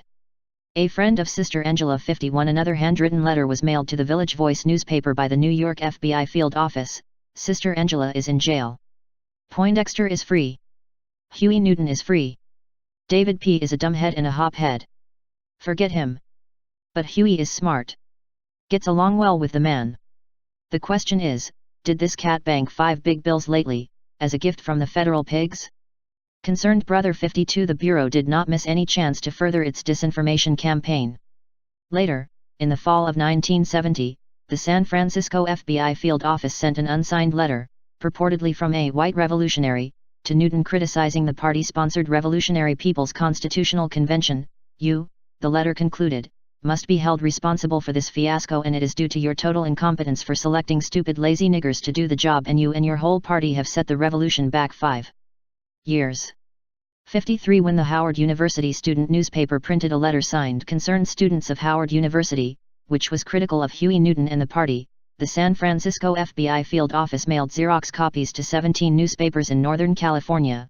The letter had been prepared and sent to the student newspaper in the first place by the Washington, D.C., FBI field office. 54. When Newton's conviction for allegedly shooting a policeman was reversed in 1970, FBI Director J. Edgar Hoover immediately requested official authorization from Attorney General John Mitchell for a microphone surveillance and a telephone surveillance at Apartment 25A, 1200 Lakeshore, Oakland. 55. Huey Newton's new residence. Hoover considered it likely that high-level party conferences will be held at this location, and he reminded Mitchell that existing telephone surveillance on certain Black Panther officers, all of which have been authorized by U, have provided extremely valuable information on Black Panther Party involvement in foreign matters and plans for violent acts against top officials of this country and foreign diplomatic personnel. 56. The ending clause, clumsily tacked on the sentence, was the requisite national security justification for covert action. Hoover's request concluded with the observation that trespass will be involved with respect to the microphone surveillance. 57. Mitchell approved the request, and San Francisco FBI agents paid the building engineer, Roger Duclot, to accompany them in breaking into Newton's apartment to install the microphone in the wall. 58. But the FBI was not content with surveillance. On November 24, 1970, the San Francisco FBI field office proposed an additional COINTELPRO operation concerning Newton's new apartment. The field office proposed a media campaign which would characterize the apartment as a luxurious lakeshore penthouse, far more elegant than the ghetto-like BPP pads and community centers utilized by the party. 59. However, the field office agreed to refrain presently from leaking this information to cooperative news sources because of a pending special investigative technique, i.e., the bug and wiretaps. 60. Once the installation of the surveillance devices had been completed, the FBI gave the plush penthouse story to one of the Bureau's key media assets, reporter Ed Montgomery of the San Francisco Examiner. 61 Shortly, Montgomery's FBI-furnished article was featured on the front page of the Examiner. Pleased with this quick success, the San Francisco field office mailed copies of the feature article, anonymously, to all BPP offices across the United States and to 3 BPP contacts in Europe. 62 additional copies were mailed to newspaper editors in all cities where the BPP was active. To bolster the innuendos of lavish living and misuse of party funds, the FBI sent a fictitious letter from a national Black Panther Party officer to party chapters in Baltimore, Boston, Chicago, Indianapolis, Los Angeles, New Haven, New York, Philadelphia, and Washington, D.C. The message, mailed from Oakland, read in part, "Comrades. Too many of your leaders have now turned this movement into something to line their own pockets and have little regard for the man on the street selling the Black Panther. Ask the members of your chapter coming to the National where the comrade commander and the chief of staff live. Huey Newton lives miles from another nigger and you'll never find him in National headquarters. If you're lucky you can see him buying drinks for white freaks in Oakland supper clubs."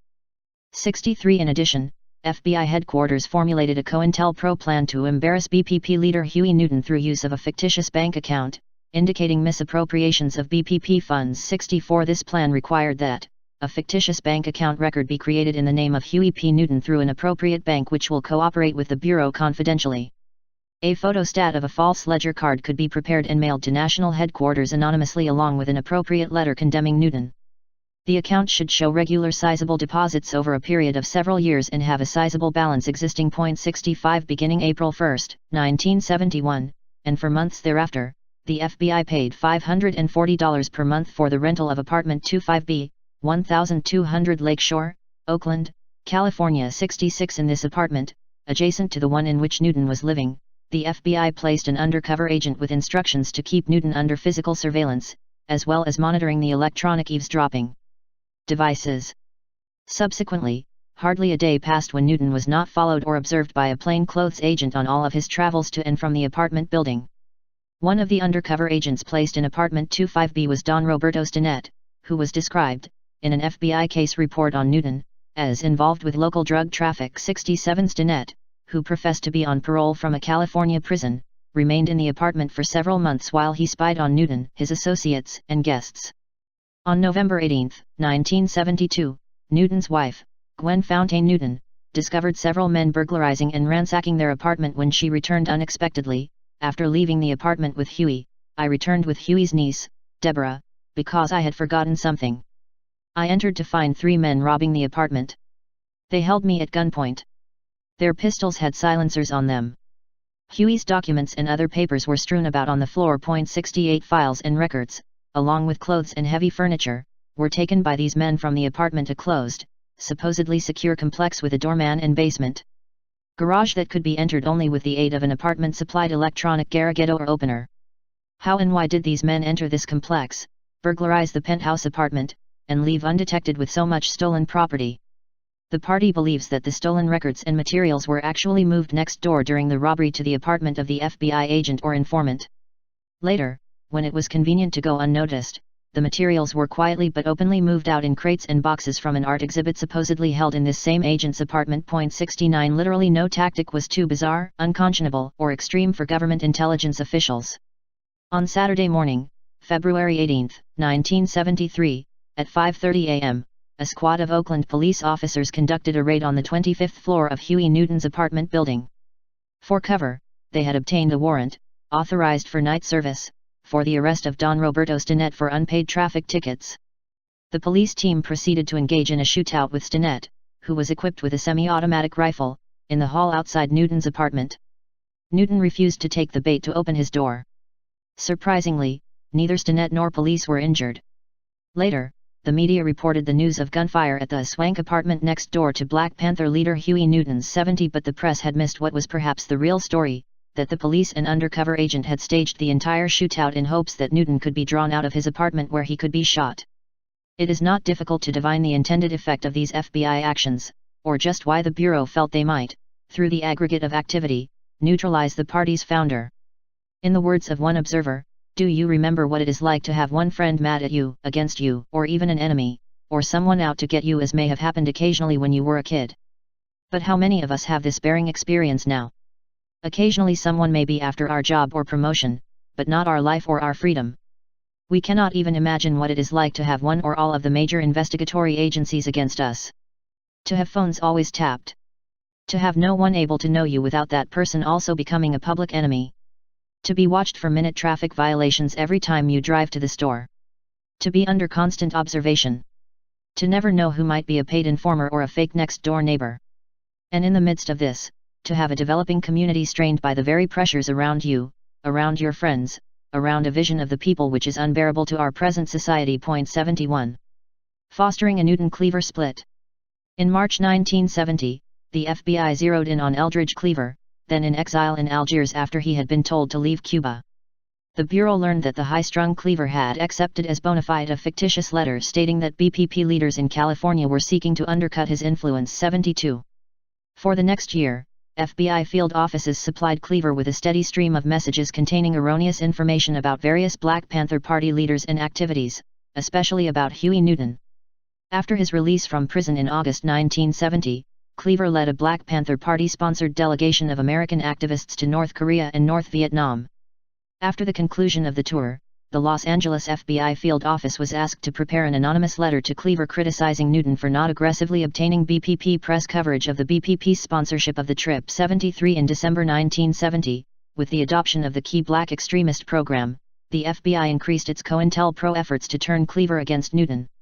The Bureau issued instructions to write numerous letters to Cleaver criticizing Newton for his lack of leadership. It is felt that, if Cleaver received a sufficient number of complaints regarding Newton, it might create dissension that later could be more fully exploited. 74. One letter to Cleaver, written to appear as if it had come from Connie Matthews, then Newton's personal secretary, read in part, "I know you have not been told what has been happening lately. Things around headquarters are dreadfully disorganized with the comrade commander not making proper decisions. The newspaper is in a shambles. No one knows who is in charge. The Foreign Department gets no support. Brothers and sisters are accused of all sorts of things. I am disturbed because I, myself, do not know which way to turn. If only you were here to inject some strength into the movement, or to give some advice. One of two steps must be taken soon, and both are drastic. We must either get rid of the Supreme Commander or get rid of the disloyal members. Huey is really all we have right now, and we can't let him down, regardless of how poorly he is acting, unless you feel otherwise. 75. More flattery came from Algonquin J. Fuller, Youth Against War and Fascism, New York, supposedly one of Cleaver's white admirers. "Let me tell you what has happened to our brothers in the party since you have left, and that pretty nigger Newton in his funky clothes has been running things. Brother Eldridge, to me as an outsider but one who believes in the revolution, it seems that the Panthers need a leader in America who will bring the party back to the people. Brother Newton has failed you and the party. The Panthers do not need a daytime revolutionary, a nighttime party-goer and African fashion model as a leader. They need the leadership which only you can supply." 76. The New York FBI field office mailed another fictitious letter to Cleaver, supposedly from the New York Panther 21, in order to further aggravate the strained relationship between Newton and Cleaver. "As you are aware, we of the Panther 21 have always been loyal to the party and continue to feel a close allegiance to you and the ideology of the party, which has been developed mainly through your efforts. We know that you have never let us down and have always inspired us through your participation in the Vanguard Party. As the leading theoretician of the party's philosophy and as brother among brother, we urge you to make your influence felt. We think that the rage, i.e., Cleaver, is the only person strong enough to pull this factionalized party back together. You are our remaining hope in our struggle to fight oppression within and without the party." 77. By late January 1971, the Bureau's COINTELPRO campaign had begun to achieve favorable results. Cleaver was responding to the prompting of the disinformation campaign. One Bureau memorandum reported that Cleaver considered one of the fictitious letters to contain good information about the party. 78. Another COINTELPRO report ebulliently noted that Cleaver has never previously disclosed to BPP officials the receipt of prior COINTELPRO letters. 79. Now was the time for the Bureau to more fully exploit the dissension it had fostered. FBI headquarters directed the field office to intensify the campaign against the Black Panther Party. The present chaotic situation within the BPP must be exploited and recipients must maintain the present high level of counterintelligence activity. You should each give this matter priority attention and immediately furnish Bureau recommendations designated to further aggravate the dissension within BPP leadership. 80. On February 2, 1971, FBI headquarters directed each of 29 field offices to submit within 8 days a proposal to disrupt local Black Panther Party chapters and the party's national headquarters in Oakland. The Bureau Command believed its 4-year-long war against Huey Newton and the Black Panther Party was nearing victory. The situation, field office supervisors were reminded, offers an exceptional opportunity to further disrupt, aggravate, and possibly neutralize this organization through counter-intelligence. In light of above developments, this program has been intensified and selected offices should increase measurably the pressure on the BPP and its leaders. 81 For 3 solid weeks, a barrage of anonymous letters flowed from FBI field offices in response to the urging from FBI headquarters. The messages became more and more vicious. On February 19, 1971, a false letter, allegedly from a Black Panther Party member in the Bay Area, was mailed to Don Cox, Cleaver's companion in Algiers. The letter intimated that the recent disappearance and presumed death of Black Panther leader Fred Bennett was the result of party factionalism. 82 On February 24, an urgent teletype message from the FBI director authorized the most daring step in the campaign, a falsified message to Cleaver from a member of the party's Central Committee. A letter over the forged signature of Elbert Big Man Howard, editor of the Black Panther newspaper, told Cleaver, "Eldridge, John Seal told me Huey talked to you Friday and what he had to say. I am disgusted with things here and the fact that you are being ignored. I am loyal to the party and it makes me mad to learn that Huey now has to lie to you. I am referring to his fancy apartment which he refers to as the throne. I think you should know that he picked the place out himself, not the Central Committee, and the high rent is from party funds and not paid by anyone else. Many of the others are upset about this waste of money. It is needed for other party work here and also in Algeria. It seems the least Huey could do is furnish you the money and live with the rest of us. Since Huey will lie to you about this, you can see how it is with him. You would be amazed at what is actually happening. I wish there was some way I could get in touch with you, but in view of Huey's orders it is not possible. You should really know what's happening and statements made about you. I can't risk a call as it would mean certain expulsion. You should think a great deal before sending Kathleen. If I could talk to you I could tell you why I don't think you should." Big Man 83 Eldridge Cleaver apparently believed the letter to be legitimate. Huey Newton telephoned Algiers to ask Cleaver to participate in a long-distance telephone hookup on a San Francisco television talk show. Cleaver agreed to the plan. 3 hours later, when the TV station's call to Algiers went through, Cleaver launched into a furious criticism of the Black Panther Party's Central Committee, and demanded that Panther Chief of Staff David Hilliard be removed from his post, and attacked the breakfast program as reformist. 84. Cleaver had regained his place in the spotlight, if only for a moment. When the Central Committee expelled him from the Black Panther Party for his behavior, Cleaver announced that the real Black Panther Party would thereafter be directed from Algiers. Like an ultra-left sorcerer's apprentice with a gift of verbal magic, Cleaver frenetically tried to coalesce his own followers with transatlantic exhortations for immediate guerrilla warfare. FBI officials were elated. In mid-March, FBI headquarters declared its COINTELPRO operation aimed at aggravating dissension between Newton and Cleaver a success. New instructions for the field offices were promulgated. Since the differences between Newton and Cleaver now appear to be irreconcilable, no further counterintelligence activity in this regard will be undertaken at this time, and now new targets must be established. David Halyard and Egbert Big Man Howard of National Headquarters and Bob Rush of Chicago BP Chapter are likely future targets. Hilliard's key position at National Headquarters makes him an outstanding target. Howard and Rush are also key Panther functionaries, making them prime targets. 85 The Black Panther newspaper dated April 17, 1971, the last issue party member Samuel Napper was to distribute before his murder by alleged Cleaver supporters, carried Huey Newton's assessment of the Eldridge Cleaver episode and the difficulties it had brought upon the party. I had asked Eldridge Cleaver to join the party a number of times. But he did not join until after the confrontation with the police in front of the office of Ramparts magazine, where the police were afraid to go for their guns. Without my knowledge, he took this as the revolution in the party. But in our basic program it was not until point 7 that we mentioned the gun, and this was intentional. We were trying to build a political vehicle through which the people could express their revolutionary desires. We recognized that no party or organization can make the revolution, only the people can. All we could do was act as a guide to the people, because revolution is a process, and because the process moves in a dialectical manner. When Eldridge joined the party it was after the police confrontations, which left him fixated with the either-or attitude. This was that either the community picked up the gun with the party or else they were cowards and there was no place for them. Sometimes there are those who express personal problems in political terms, and if they are eloquent, then these personal problems can sound very political. We charge Eldridge Cleaver with this.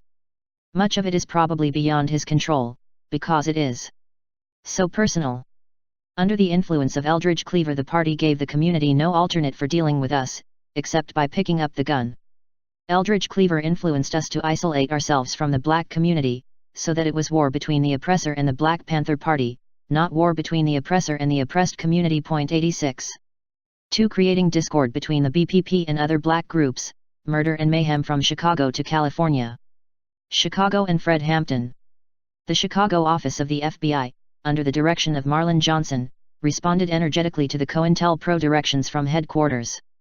Soon after receipt of the memorandum instructing recipient offices to submit imaginative and hard-hitting counterintelligence measures aimed at crippling the BPP, 87, they began sending letters to the leadership of a Chicago street gang called the Blackstone Rangers, or Peastone Nation, telling them that the Panthers wanted to take away their territory. 88. By December of 1968, this activity had escalated. The Chicago office reported in a memorandum to headquarters that Jeff Fort, the head of the Rangers, had said that he would take care of anyone saying bad things about him. Chicago recommended that the Bureau write Fort an anonymous letter saying that several Panthers were spreading rumors about him. 89. By January 1970, the FBI's tactics became more straightforward. The Chicago office suggested sending Fort a letter telling him that there was a hit out for him from the Panthers. 90. This effort, the FBI hoped, would occasion Fort to take retaliatory action which would disrupt the BPP or lead to reprisals against its leadership. Fred Hampton was then the head of the Chicago office of the Panthers.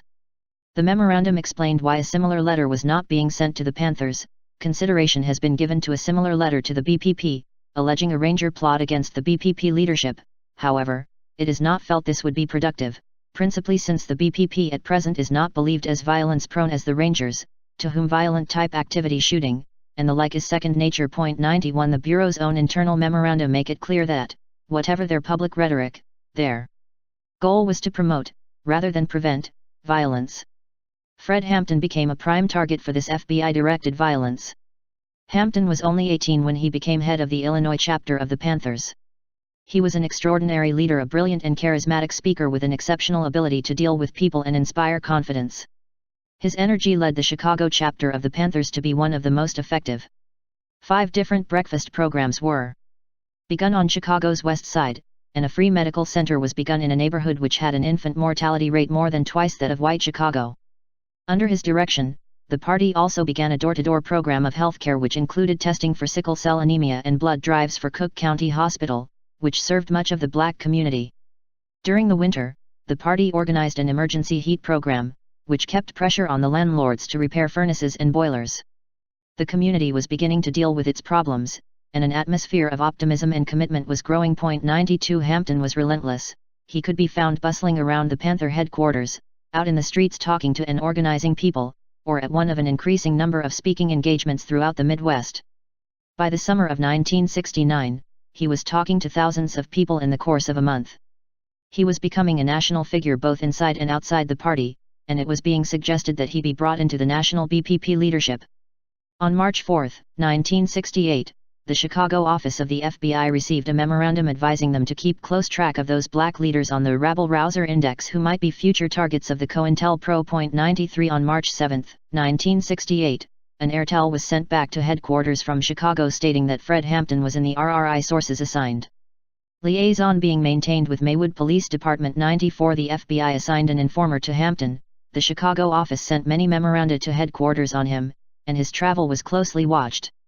By September, headquarters was pressing for intensified investigations into the leadership of the party, and by this time, Hampton was being listed in FBI memoranda as one of the BPP's leadership. In response, the Bureau introduced a new informer into the Panther leadership, William O'Neill, who had joined the Panthers in late 1968, after being asked to do so by FBI Special Agent Roy Martin Mitchell. 95. Besides his role as informer, O'Neill was also the classic agent provocateur. He at one point devised an outrageous plan to blow up City Hall, but was soon told to forget it by the Panther leadership. His most infamous invention, which was almost immediately dismantled, was a homemade electric chair, which he, ironically enough, planned to use to interrogate possible infiltrators into the party. 96. During the period from 1969 to 1970, O'Neill received over $17,000 from the FBI. In return, he provided the FBI with almost daily information concerning the activities and, in particular, the leadership of the party. He became chief of security for the BPP, and in February of 1969, O'Neill became Hampton's personal bodyguard. That same month, Mitchell wrote a memorandum asking the Bureau to raise O'Neill's pay from $300 to $600 a month. 97 And O'Neill was not alone, he was only one of several informers which the FBI had planted in the BPP. O'Neill's role became more prominent as the FBI became more and more aggressive in its activities against the BPP. In June of 1969, O'Neill's reports were used as an excuse for a raid on the Panther office in Chicago. 98 Under the pretext of looking for a fugitive, the police surrounded the office, almost causing a shootout.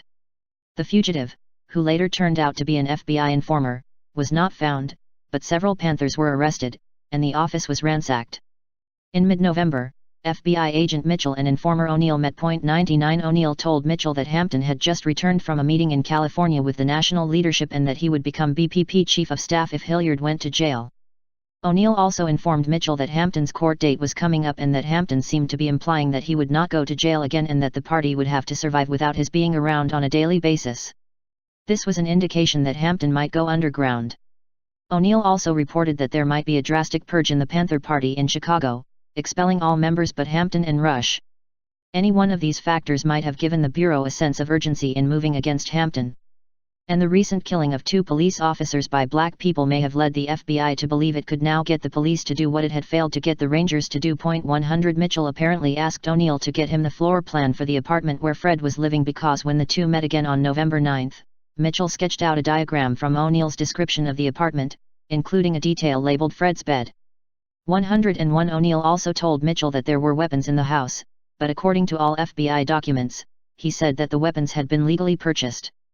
O'Neill's deposition, taken years later, noted that there was nothing unusual about the fact that there were guns in the house. 102 An internal Bureau memorandum indicates how unexceptional this information was. No word deleted matter is being opened in the Chicago office concerning this matter inasmuch as information indicates the weapons were apparently legally purchased under the terms of existing firearms laws. Possession of some is apparently rampant throughout BPP members in apartment. Rent is paid with BPP funds. 103 Mitchell had known that the Panthers had guns, but had never asked very much about it.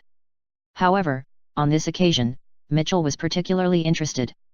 He asked exactly what guns were in the house and also when Fred Hampton was usually there.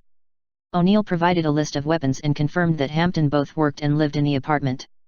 Armed with the information about the weapons, the floor plan, and the fact that Hampton lived there, Mitchell began to peddle the raid. According to his own testimony, he met on the night of November 19 with people from the Gang Intelligence Division of the Chicago Police Department, and they talked about the possibility of a raid. 104 In a November 21 memorandum from Mitchell to Marlon Johnson, the head of the Chicago FBI office, Mitchell communicated the floor plan of 2337 Monroe Street and informed Johnson that he had already given this information to both the Chicago Police Department and the State Attorney's Office. 105 By December 3, the Chicago office of the FBI was able to advise Washington that the local authorities were currently planning a positive course of action relative to this information. 106 In other words, when the Blackstone Rangers failed to take the bait, the FBI enlisted the State Attorney's Office to carry out the job for them. At the same time, O'Neill met with Mitchell and then wandered back over to the Panther office and finally over to 2337 Monroe to eat dinner with Fred Hampton, Deborah Johnson, and several others who were then in the apartment. Meanwhile, the 14-man squad of the Illinois State Police, which was to carry out the raid, was being assembled by the State Attorney's Office. By 3 a.m., the police raid squad was being briefed. The floor plan, which the FBI's Mitchell had provided, was on the board, and the search warrant which was based on FBI informer O'Neill's information was on hand. The men were armed with machine guns and other heavy weapons, they had been handpicked, and they were being psychologically prepared for a combat mission. 107 At 2337 Monroe Street 9 people were asleep Indiana the 4-room apartment when suddenly the doors opened and a hail of bullets tore through the walls, the beds, and the occupants. After 9 minutes, the screams had stopped, the volleys had ended, and silence had once again descended on the apartment, where minutes before the police had been screaming, "We got M, we got M." 108 Fred Hampton lay dead on a blood-soaked bed. He had barely moved from where he had lain asleep. According to later testimony by both an FBI informant and the occupants of the apartment, it is probable that he had been drugged. Deborah Johnson, a BPP member, stated that he had fallen asleep while talking on the phone earlier in the evening. Maria Fisher, an FBI and Chicago Police Department informant in the BPP, said that the FBI asked her to drug Hampton before the raid so that he wouldn't resist. He did not resist, he never woke up. Mark Clark, 17 years old, was dead also. He had been seated in the living room on a chair. He now lay on the floor. 5 more people were wounded. 4 others escaped without injury. 90 bullets had been shot into the apartment in a period of less than 10 minutes.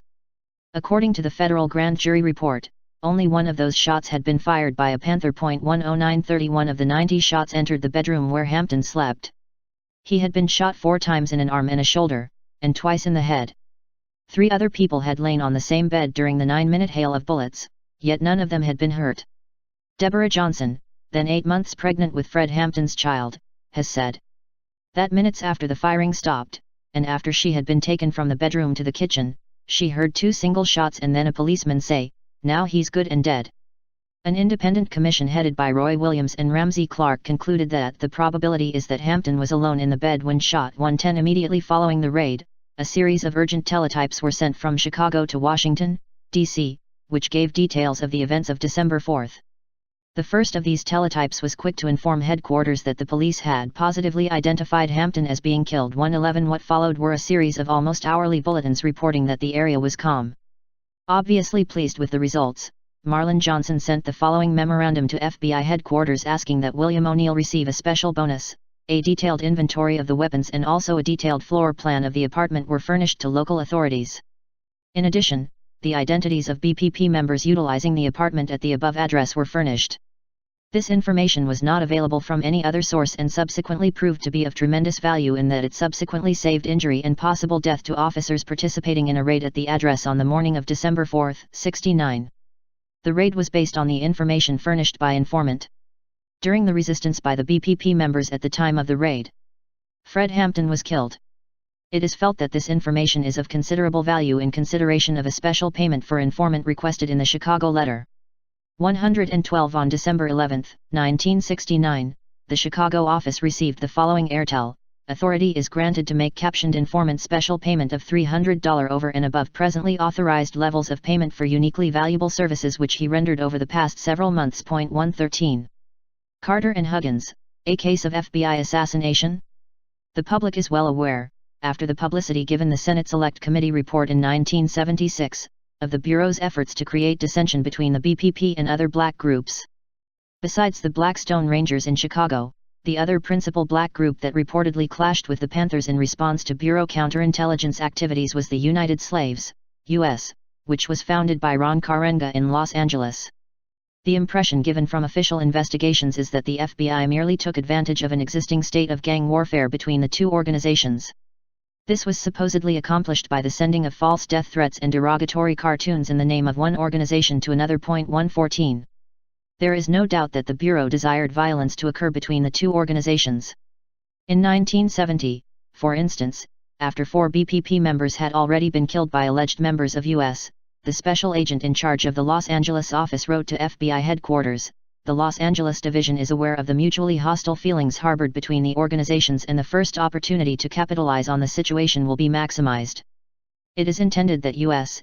Inc. will be appropriately and discreetly advised of the time and location of BPP activities in order that the two organizations might be brought together and thus grant nature the opportunity to take her due course." 115 To be sure, promoting violence for political reasons is a serious enough charge to be leveled and proved against a federal agency charged by law with investigating crimes and preventing criminal conduct.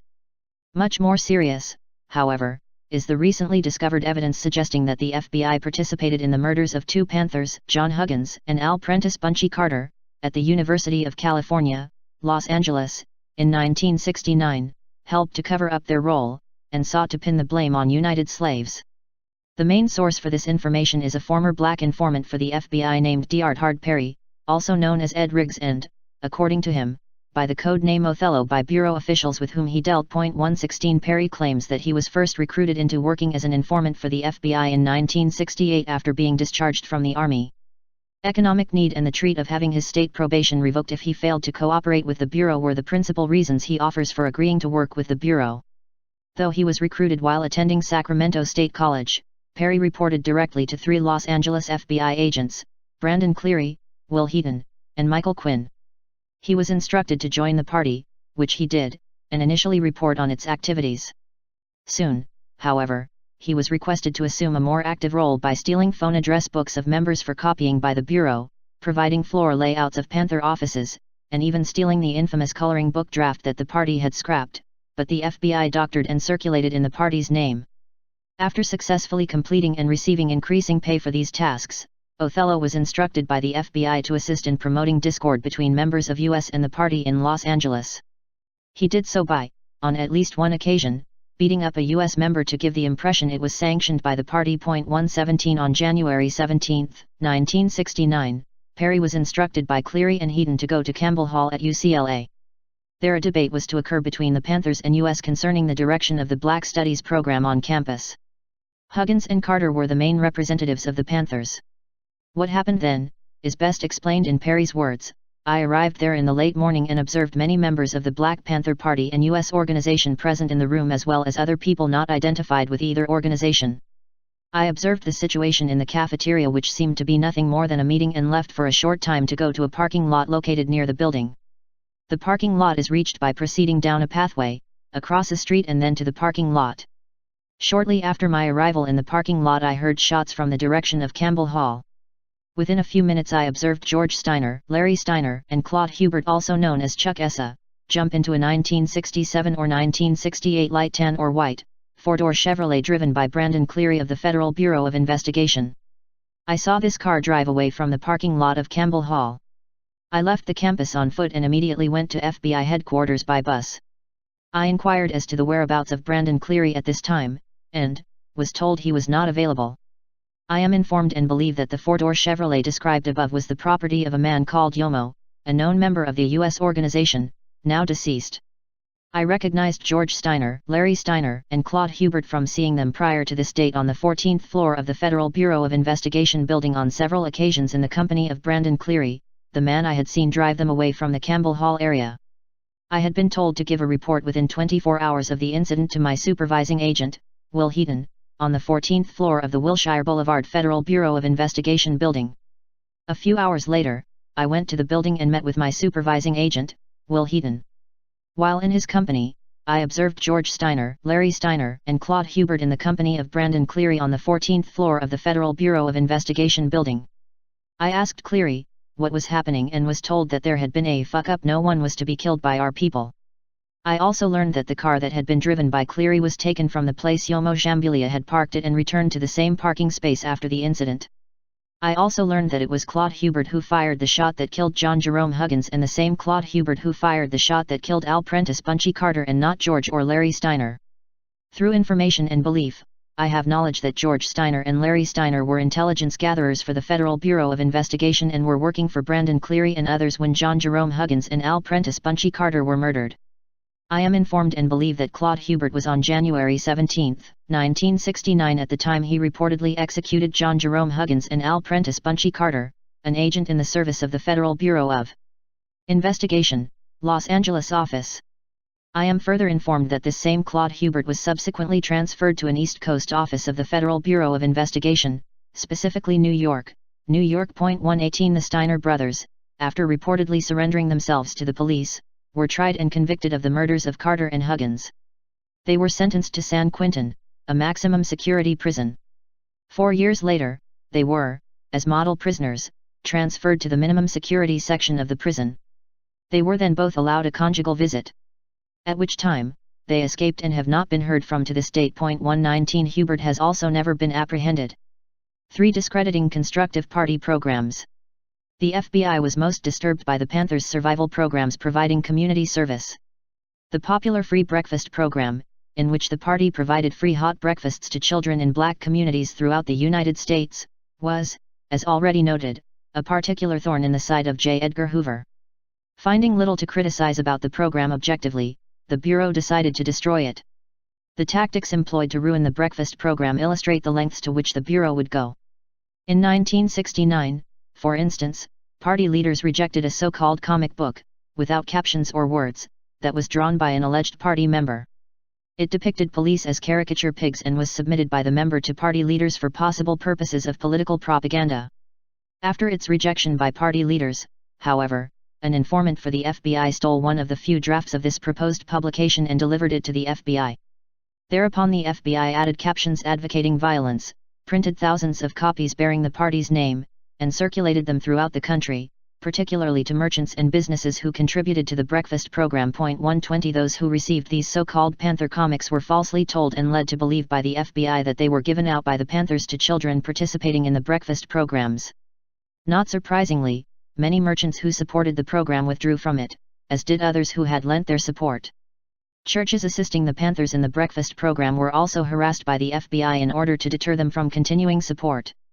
In San Diego, an FBI official placed telephone calls and wrote anonymous letters to the auxiliary bishop of the Diocese of the Catholic Church in 1969, falsely claiming to be parishioners upset about the priest's support of the breakfast program. 121 Within 1 month of these calls, this priest was transferred from the San Diego Diocese to the state of New Mexico. The FBI reported in an internal memorandum that the priest had been neutralized and that the breakfast program in San Diego has been destroyed. 122 Huey Newton noted of another constructive party program. Our intercommunal news service and weekly paper The Black Panther, have become central in the Black Panther survival programs. 123 The FBI apparently agreed, stating in a 1970 headquarters memorandum to field offices, that the Black Panther Party newspaper is one of the most effective propaganda operations of the BPP.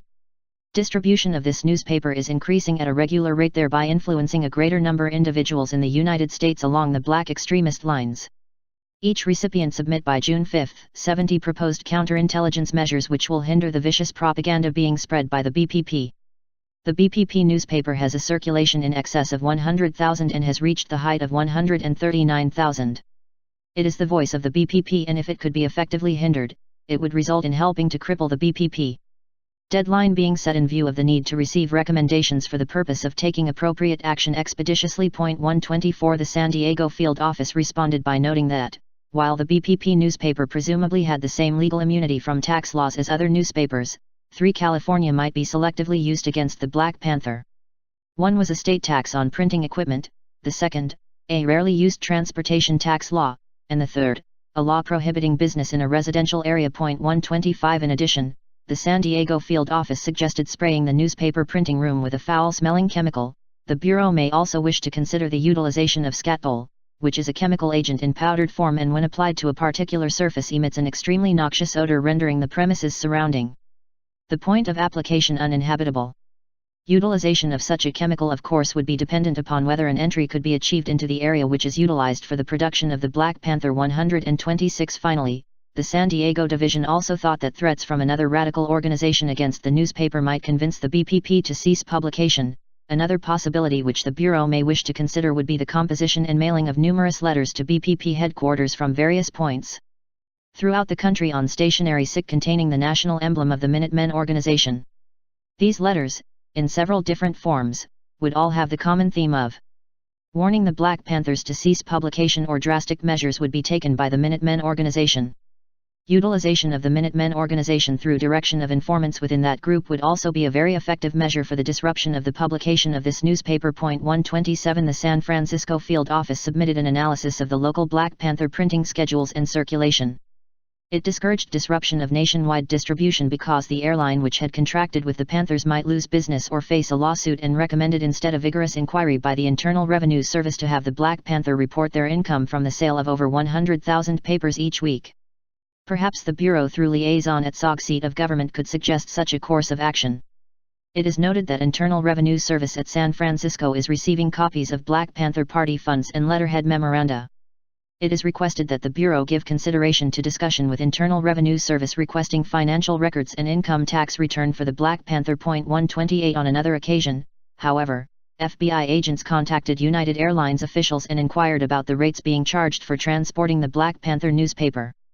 A Bureau memorandum states that the BPP was being charged the general rate for printed material, but that in the future it would be forced to pay the full legal rate allowable for newspaper shipment.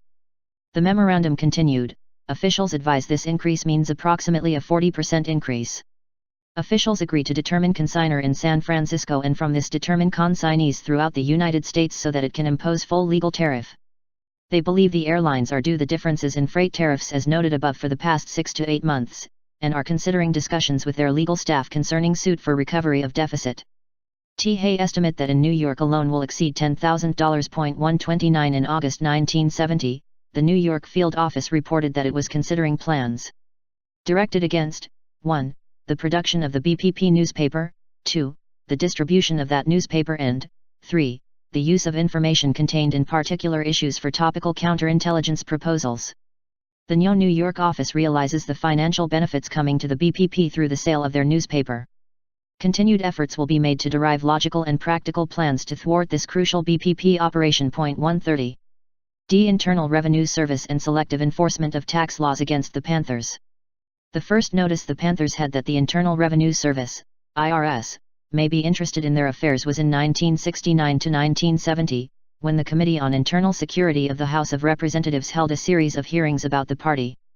At one of these hearings, a congressman inquired as to the tax status of the party and what the IRS knew about its financial affairs, specifically whether the party filed tax returns or paid taxes. 131 The answer was that since the Panthers were a political party, just as the Democrats-Republicans, they had no obligation to file returns or pay taxes.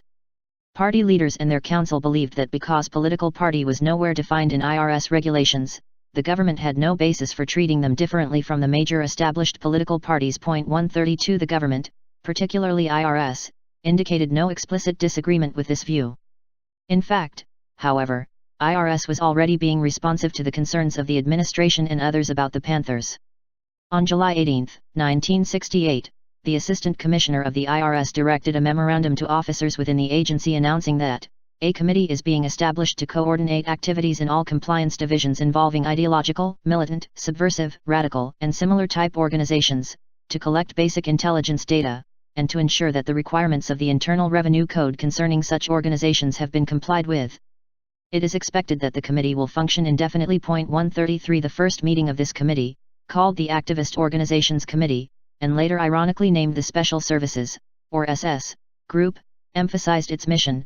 This is an extremely important and sensitive matter in which the highest levels of government are interested and in which at least 3 congressional committees are currently conducting investigations. In addition, the Internal Security Division, Department of Justice, and the Federal Bureau of Investigation have files on many of these organizations. 134 The secretive nature of the committee was also spelled out in this organizational meeting. ITSIE, the SS Group's activities should be disclosed generally only to those persons who need to know, because of its semi-secretive nature. Indeed, action is being taken to obtain top-secret clearance for the full-time committee's members. Our files will be protected with usual intelligence-type security. We do not want the news media to be alerted to what we are attempting to do or how we are operating because the disclosure of such information might embarrass the administration or adversely affect the service operations in this area or those of other federal agencies or congressional committees. 135 In essence then, the IRS formed a covered group within the agency for the purpose of selecting out organizations for special enforcement of the tax law solely on the basis of their political beliefs.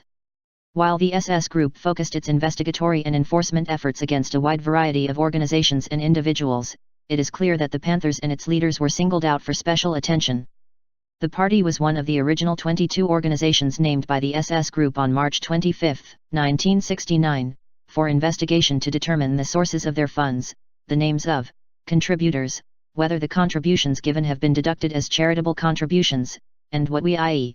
IRS can find out generally about the funds of these organizations. 136 An early briefing paper from the chairman of the SS Group, who held a top-secret security clearance, to another government official named only the party and described it as a highly structured organization, with allegedly thousands of soldiers, about whom the SS identified approximately 500 names holding upper structure positions in the party. 137 When the SS Group met on July 29, 1969, they were furnished several charts concerning the Black Panthers and offered additional material by a staff member of the Senate Committee on Government Operations. 138 Even when the SS was formally phased out, and its substantive operations transferred to other divisions of IRS, the party was singled out, to wit, background, status, and briefing papers on BPP investigation discussed and materials left with Mr. Wilsey. 139 The BPP first learned that it was an overt target of the IRS in 1974 when several administrative summonses were served on third parties seeking information about the party, its leaders,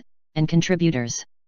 One summons was served on the Bank of America in Oakland, California, for all records, whether open or closed accounts, relating to Huey P. Newton, the Black Panther Party, Free Huey or Defense Fund for Huey P. Newton, and the Huey P. Newton campaign account.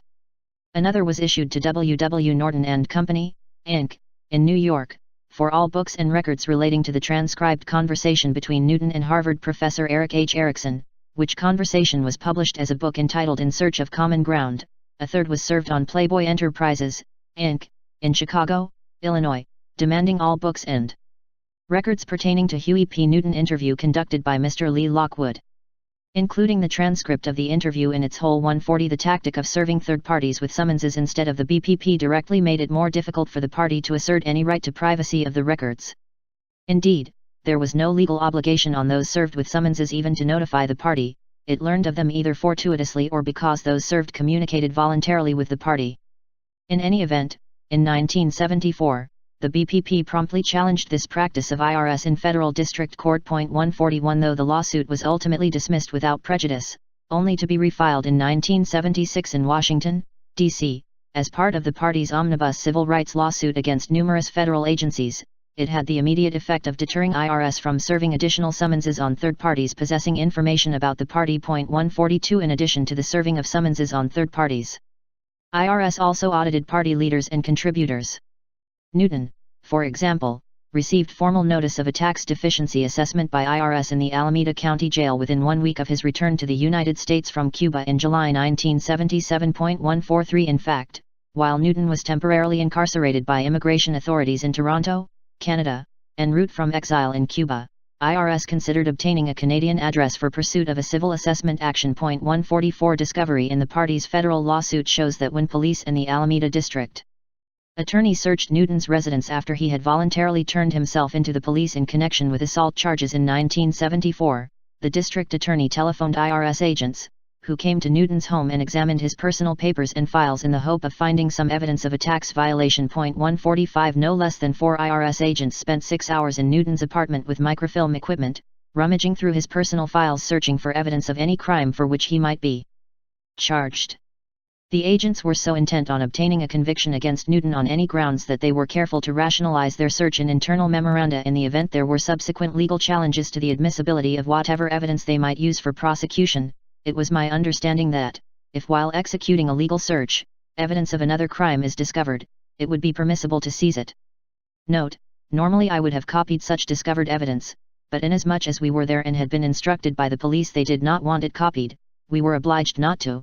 146 Ultimately, after expending tens of thousands of taxpayers' dollars to investigate the party, its leaders, and contributors, the agency concluded there was no evidence warranting criminal charges, and the proposed civil assessment against Newton for past tax years was settled in 1979.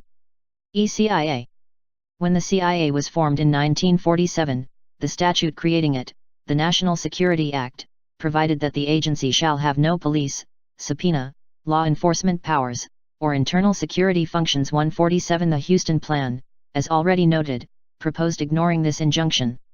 Though the Houston Plan was allegedly never formally adopted, it now appears that the CIA did place operatives in the street, kept extensive files on United States citizens, infiltrated political organizations, and pulled COINTELPRO types of stunts. 148 Most infamous, of course, is the CIA's admission that it provided technical assistance in 1971 to its former employee, E. Howard Hunt, when he led the White House plumbers in a burglary of the office of the psychiatrist who once treated Daniel Ellsberg, the man who disclosed the Pentagon Papers. 149 In 1975, the Rockefeller Commission investigated abuses by the CIA and concluded that the agency exceeded its authority. The Senate Select Committee reported in 1976 that the CIA had a program of domestic spying, which primarily consisted of mail covers, i.e., opening and copying the mail of targeted political persons, and intelligence gathering on dissidents. Neither official investigation discussed in any way what the New York Times disclosed in 1978.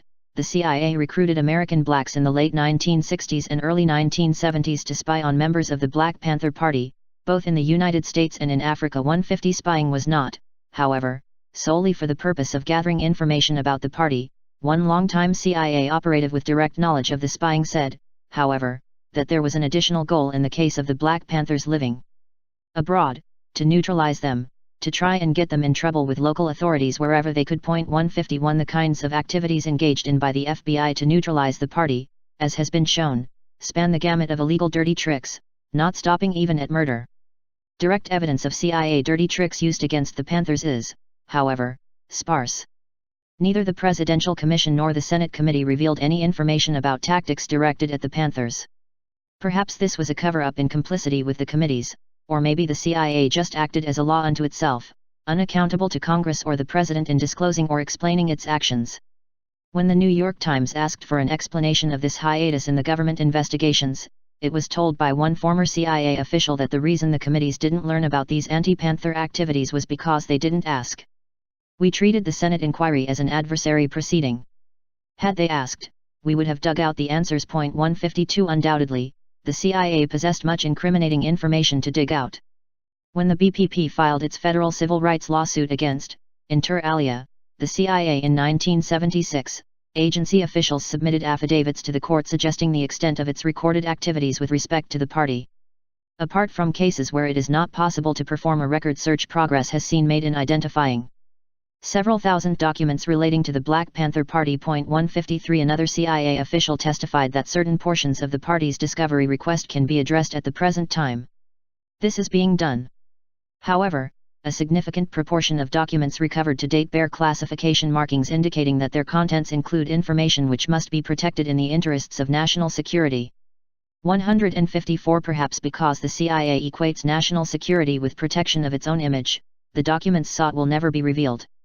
A Rockefeller Commission investigator acknowledged that the report, i.e., Rockefeller Commission report, did not also mention that between 150 and 200 CIA domestic files on black dissidents had been destroyed before the Commission's inquiry. 155 of those documents the CIA has admitted exist, only a couple of hundred pages, at most, have been produced in the past 4 years in response to the party's formal litigation discovery efforts.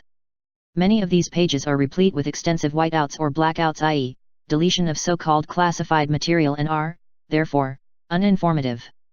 Nonetheless, those few pages produced reveal that within the United States, the CIA infiltrated the party with informants and attended meetings and public functions in order to identify party members by taking their photographs and compiling information on them. Overseas activities of the CIA focused on Panthers in Africa and included one operative who became the owner of a small hotel where party supporters and associates lodged. The hotel's annual deficit was even made up by the CIA. 156 The likelihood that the truth about CIA efforts to neutralize the party will never be fully known is great. Aside from the admitted destruction by the CIA of files concerning the BPP and failure to respond to civil discovery efforts, one man who had first-hand knowledge of the operation noted, if they, i.e., CIA, had gotten exposed, then it would have been the CIA versus the Black Panthers and all black Americans. They've had a lot of Americans against them. The agency would have been exposed, open to attack. 157. V. Conclusion. The foregoing actions undertaken by just 3 agencies of the federal government against the Black Panther Party illustrate not only the nature and extent of tactics the government will employ to crush dissident groups, but the seriousness with which the party was perceived as a potential threat to those in power. There is no dispute that the party suffered from more hostile and severe government acts directed against it than any domestic political organization in the 20th century, including the Communist Party. While the FBI rationalized that it took these neutralizing steps against the BPP in order to curb its violent propensities, the truth is that what the Bureau felt most threatening were survival programs providing free breakfasts to school children and other constructive services. 1 No single feature of the Panthers made them so feared or disliked by the government. Many organizations possessed either a revolutionary ideology, community service, or a willingness to engage in legal struggle to achieve their goals. It was the combination of all of these features, pitched to a group that had been historically and systematically excluded from full participation in democratic capitalist America, that made the party different, and dangerously so. Not surprisingly, many of the tactics worked, in the sense that the party lost members, leaders, and supporters, financial and otherwise. Reports of the BPP's demise, though, have always been premature. Of equal importance is the claimed halt to these practices by the government once they had been publicly exposed. The COINTELPRO was officially terminated for security reasons in 1971, though the Bureau continues many of the same activities under different rubrics.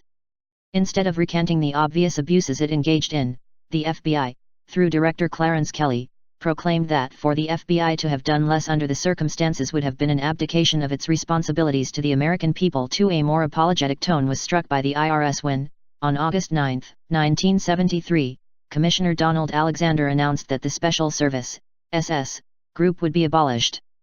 He stated that political or social views, extremist or otherwise, are irrelevant to taxation. Once again, however, the function of the SS group was merely transferred to the Intelligence Division of IRS. 4 The CIA responded to revelations about its unlawful domestic counterintelligence operations by destroying documents, rationalizing its activities as necessary for national security, and, ultimately, asking for a new charter that would, under the extraordinary conditions supposedly existing in the 1960s, permit CIA intervention in limited situations. The danger inherent to democracy in any official abuse of constitutional rights of a minority is, to be sure, always theoretically recognized.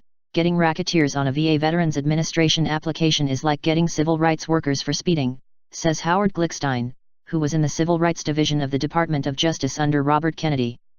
This time it's the mafioso, but next time it could be the Black Panthers or Goldwater supporters. 5. The gap between theory and practice is, however, rarely closed.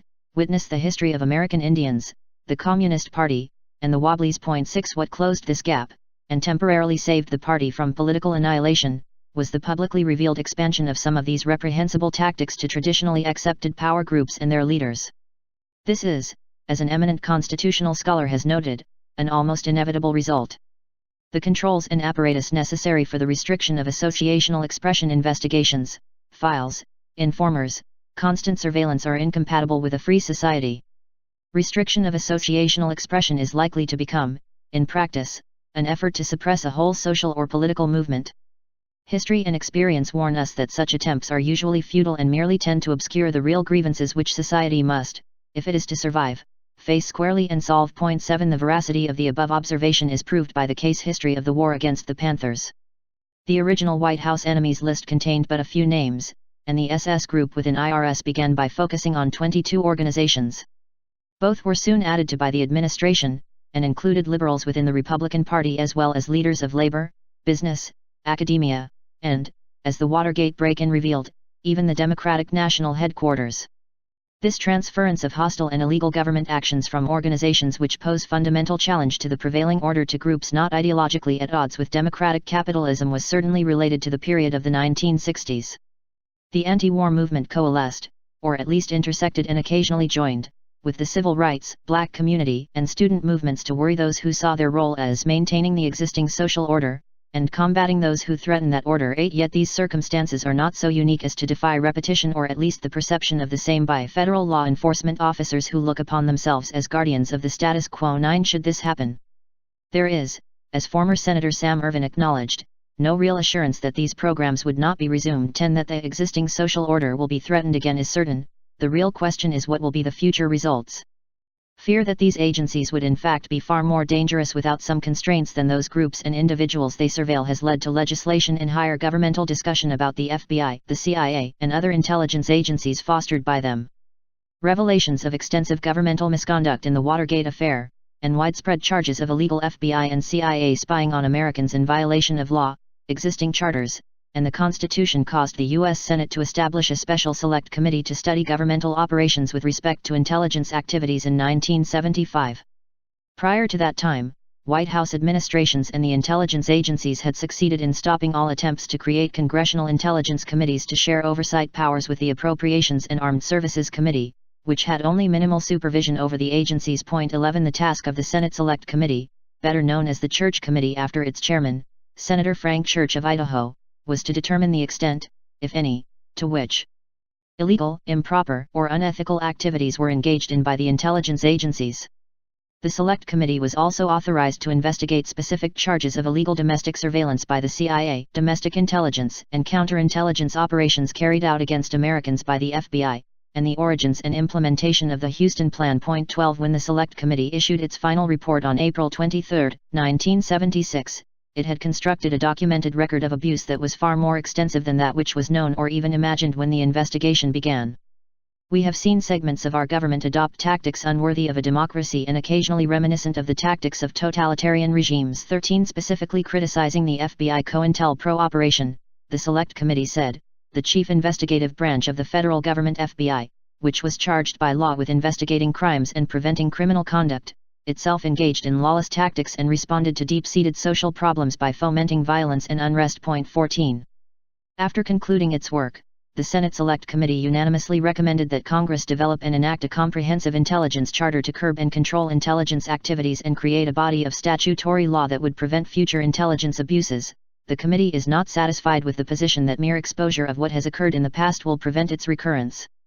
Clear legal standards and effective oversight and controls are necessary to ensure that domestic intelligence activity does not itself undermine the democratic system it is intended to protect. 15. In March 1976, the Senate created a permanent Select Committee on Intelligence.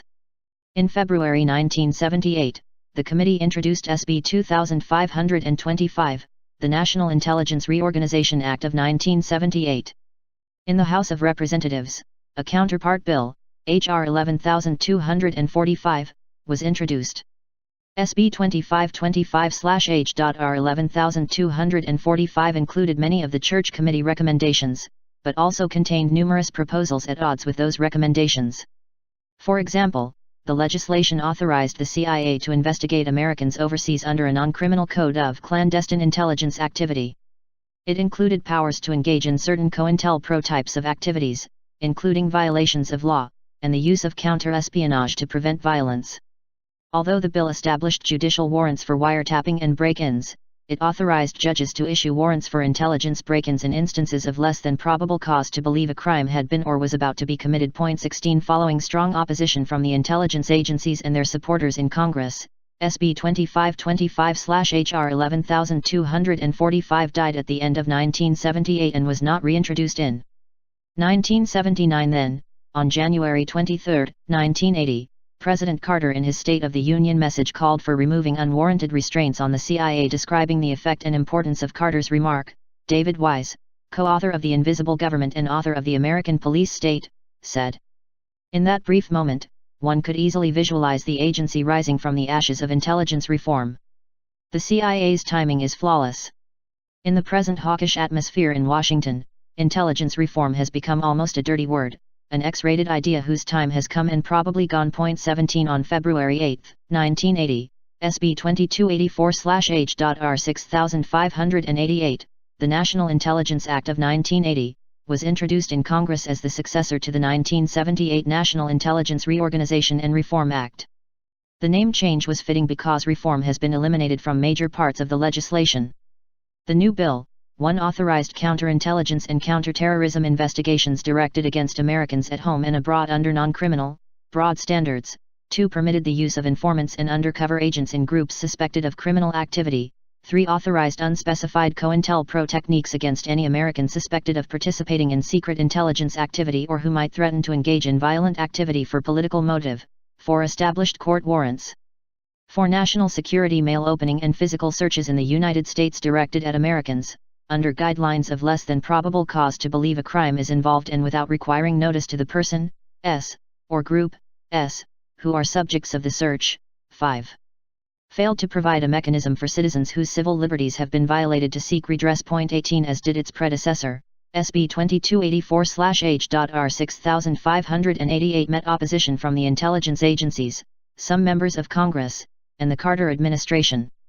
Consequently, on April 18, 1980, the Senate Intelligence Committee moved to abandon charter reform for the CIA and immediately held legislative sessions on an abbreviated new proposal.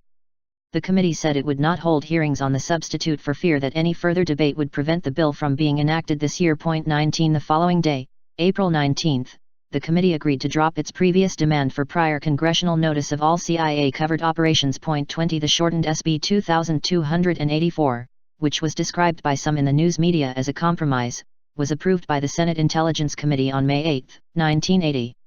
The bill established a broad congressional right to monitor the nation's intelligence activities, focusing mainly on the oversight of the CIA. The revised SB 2284 provides the Senate and House Intelligence Committees with the sole authority to oversee the intelligence community, in effect repealing the Hughes-Ryan Amendment of 1974 that allowed 8 congressional committees to hear reports on covered activities. The bill also creates a complex reporting procedure that requires the President to keep the 2 committees fully and currently informed of a wide variety of activities. However, the legislation recognizes and encourages the declaration of an inherent presidential right to avoid such reporting in some situations. Point 21 Senator Edward Kennedy has introduced legislation called the FBI Charter, SB 1612/H.R. 5030.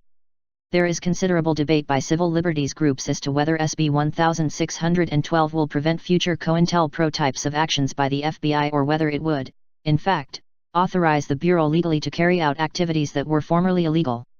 The bill, 1. Authorizes FBI investigations of terrorism, defined as acts of violence, 2. Outlaws investigations of individuals and organizations solely because of their political or religious views, 3. Permits wiretapping, mail opening, and the use of undercover agents under certain circumstances, 4. Permits the use of journalists, clergymen, and others as informants who, although they cannot initiate crimes, can participate in crimes to protect their covers, 5. Provides new FBI exemptions from the Freedom of Information Act, including a statutory ban on the release of the names of FBI informants, 6.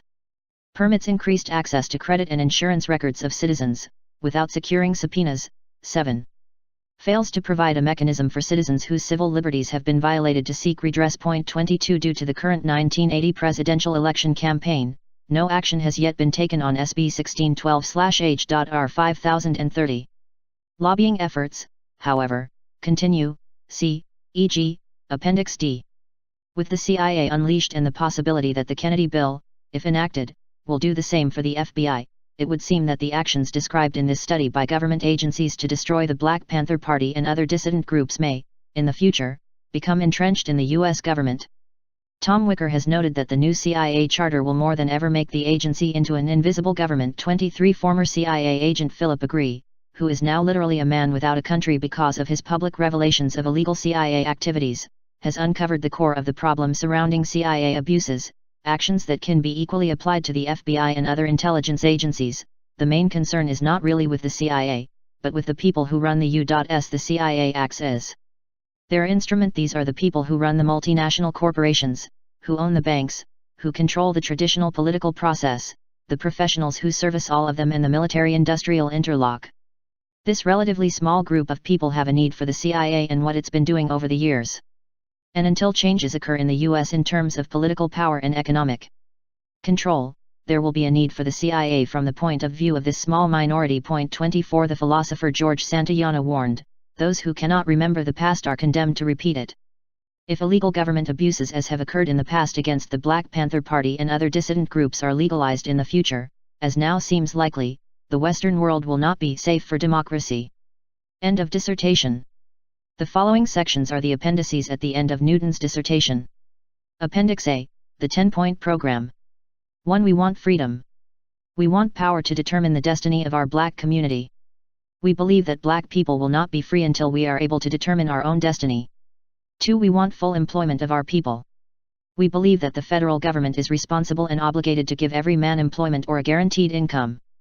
We believe that if the white American businessmen will not give full employment, then the means of production should be taken from the businessmen and placed in the community so that the people of the community can organize and employ all of its people, and give a high standard of living. 3. We want an end to the robbery by the capitalists of our Black community. We believe that this racist government has robbed us, and now we are demanding the overdue debt of 40 acres and 2 mules. 40 acres and 2 mules were promised 100 years ago as restitution for slave labor and mass murder of Black people. We will accept the payment in currency, which will be distributed to our many communities. The Germans are now aiding the Jews in Israel for the genocide of the Jewish people. The Germans murdered 6 million Jews. The American racist has taken part in the slaughter of over 50 million Black people, therefore, we feel that this is a modest demand that we make. 4. We want decent housing fit for shelter of human beings. We believe that if the white landlords will not give decent housing to our Black community, then the housing and the land should be made into cooperatives so that our community, with government aid, can build and make decent housing for its people. 5. We want education for our people that exposes the true nature of this decadent American society. We want education that teaches us our true history and our role in the present-day society. We believe in an educational system that will give our people a knowledge of self. If a man does not have knowledge of himself and his position in society and the world, then he has little chance to relate to anything else. 6. We want all Black men to be exempt from military service. We believe that Black people should not be forced to fight in the military service to defend a racist government that does not protect us. We will not fight and kill other people of color in the world who, like black people, are being victimized by the white racist government of America. We will protect ourselves from the force and violence of the racist police and the racist military, by whatever means necessary. 7. We want an immediate end to police brutality and murder of black people. We believe we can end police brutality in our black community by organizing black self-defense groups that are dedicated to defending our black community from racist police oppression and brutality. The Second Amendment to the Constitution of the United States gives a right to bear arms. We, therefore, believe that all black people should arm themselves for self-defense. 8. We want freedom for all black men held in federal, state, county, and city prisons and jails. We believe that all black people should be released from the many jails and prisons because they have not received a fair and impartial trial. 9. We want all black people when brought to trial to be tried in court by a jury of their peer group or people from their black communities, as defined by the Constitution of the United States. We believe that the courts should follow the United States Constitution so that black people will receive fair trials. The 14th Amendment of the United States Constitution gives a man the right to be tried by his peer group.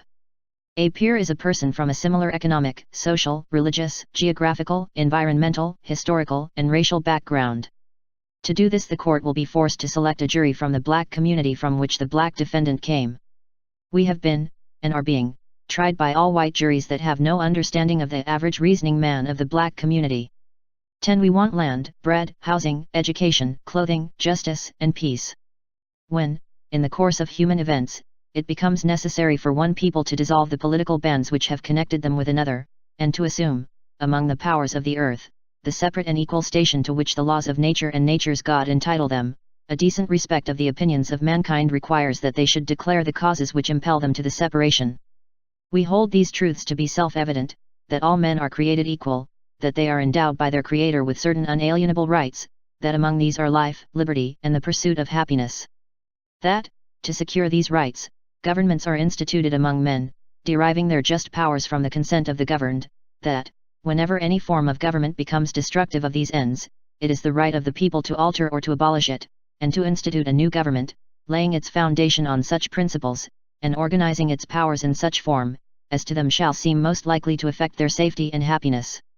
Prudence, indeed, will dictate that governments long established should not be changed for light and transient causes, and, accordingly, all experience hath shown that mankind are more disposed to suffer, while evils are sufferable, than to right themselves by abolishing the forms to which they are accustomed.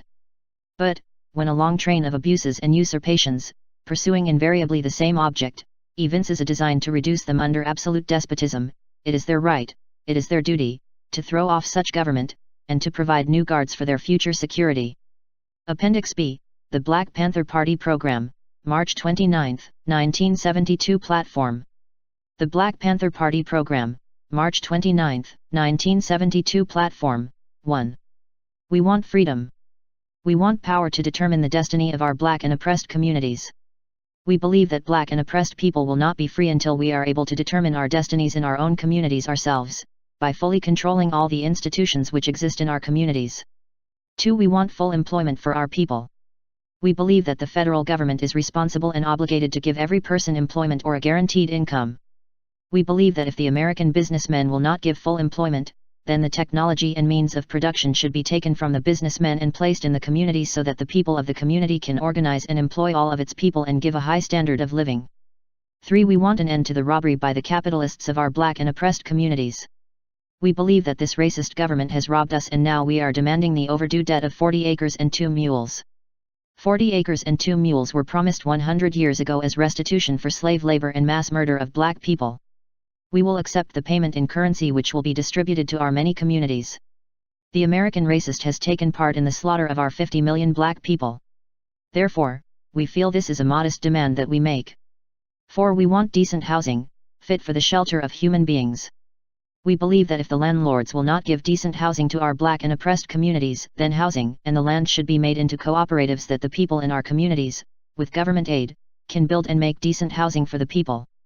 5. We want decent education for our people that exposes true nature of this decadent American society. We want education that teaches us our true history and our role in the present-day society. We believe in an educational system that will give to our people a knowledge of the self. If you do not have knowledge of yourself and your position in the society and in the world, then you will have little chance to know anything else. 6. We want completely free healthcare for all Black and oppressed people. We believe that the government must provide, free of charge, for the people, health facilities which will not only treat our illnesses, most of which have come about as a result of our oppression, but which will also develop preventive medical programs to guarantee our future survival. We believe that mass health education and research programs must be developed to give all Black and oppressed people access to advanced scientific and medical information. We may provide ourselves with proper medical attention and care. 7. We want an immediate end to police brutality and murder of Black people, other people of color, all oppressed people inside the United States. We believe that the racist and fascist government of the United States uses its domestic enforcement agencies to carry out its program of oppression against Black people, other people of color and poor people inside the United States. We believe it is our right, therefore, to defend ourselves against such armed forces, and that all Black and oppressed people should be armed for self-defense of our homes and communities against these fascist police forces. 8. We want an immediate end to all wars of aggression. We believe that the various conflicts which exist around the world stem directly from the aggressive desire of the United States ruling circle and government to force its domination upon the oppressed people of the world. We believe that if the United States government or its lackeys do not cease these aggressive wars, it is the right of the people to defend themselves by any means necessary against their aggressors. 9. We want freedom for all Black and oppressed people now held in U.S. federal, state, county, city, and military prisons and jails. We want trials by a jury of peers for all persons charged with so-called crimes under the laws of this country. We believe that the many Black and poor oppressed people now held in United States prisons and jails have not received fair and impartial trials under a racist and fascist judicial system and should be free from incarceration. We believe in the ultimate elimination of all wretched, inhuman penal institutions because the masses of men and women imprisoned inside the United States or by the United States military are the victims of oppressive conditions, which are the real cause of their imprisonment. We believe that when persons are brought to trial they must be guaranteed, by the United States, juries of their peers, attorneys of their choice, and freedom from imprisonment while awaiting trial. 10. We want land, bread, housing, education, clothing, justice, peace, and people's community control of modern technology. When, in the course of human events, it becomes necessary for one people to dissolve the political bonds which have connected them with another, and to assume, among the powers of the earth, the separate and equal station to which the laws of nature and nature's God entitle them, a decent respect to the opinions of mankind requires that they should declare the causes which impel them to the separation. We hold these truths to be self-evident, that all men are created equal, that they are endowed by their Creator with certain unalienable rights, that among these are life, liberty, and the pursuit of happiness. That, to secure these rights, governments are instituted among men, deriving their just powers from the consent of the governed, that, whenever any form of government becomes destructive of these ends, it is the right of the people to alter or to abolish it, and to institute a new government, laying its foundation on such principles, and organizing its powers in such form as to them shall seem most likely to affect their safety and happiness. Prudence, indeed, will dictate that governments long established should not be changed for light and transient causes, and, accordingly, all experience hath shown that mankind are most disposed to suffer, while evils are sufferable, than to right themselves by abolishing the forms to which they are accustomed.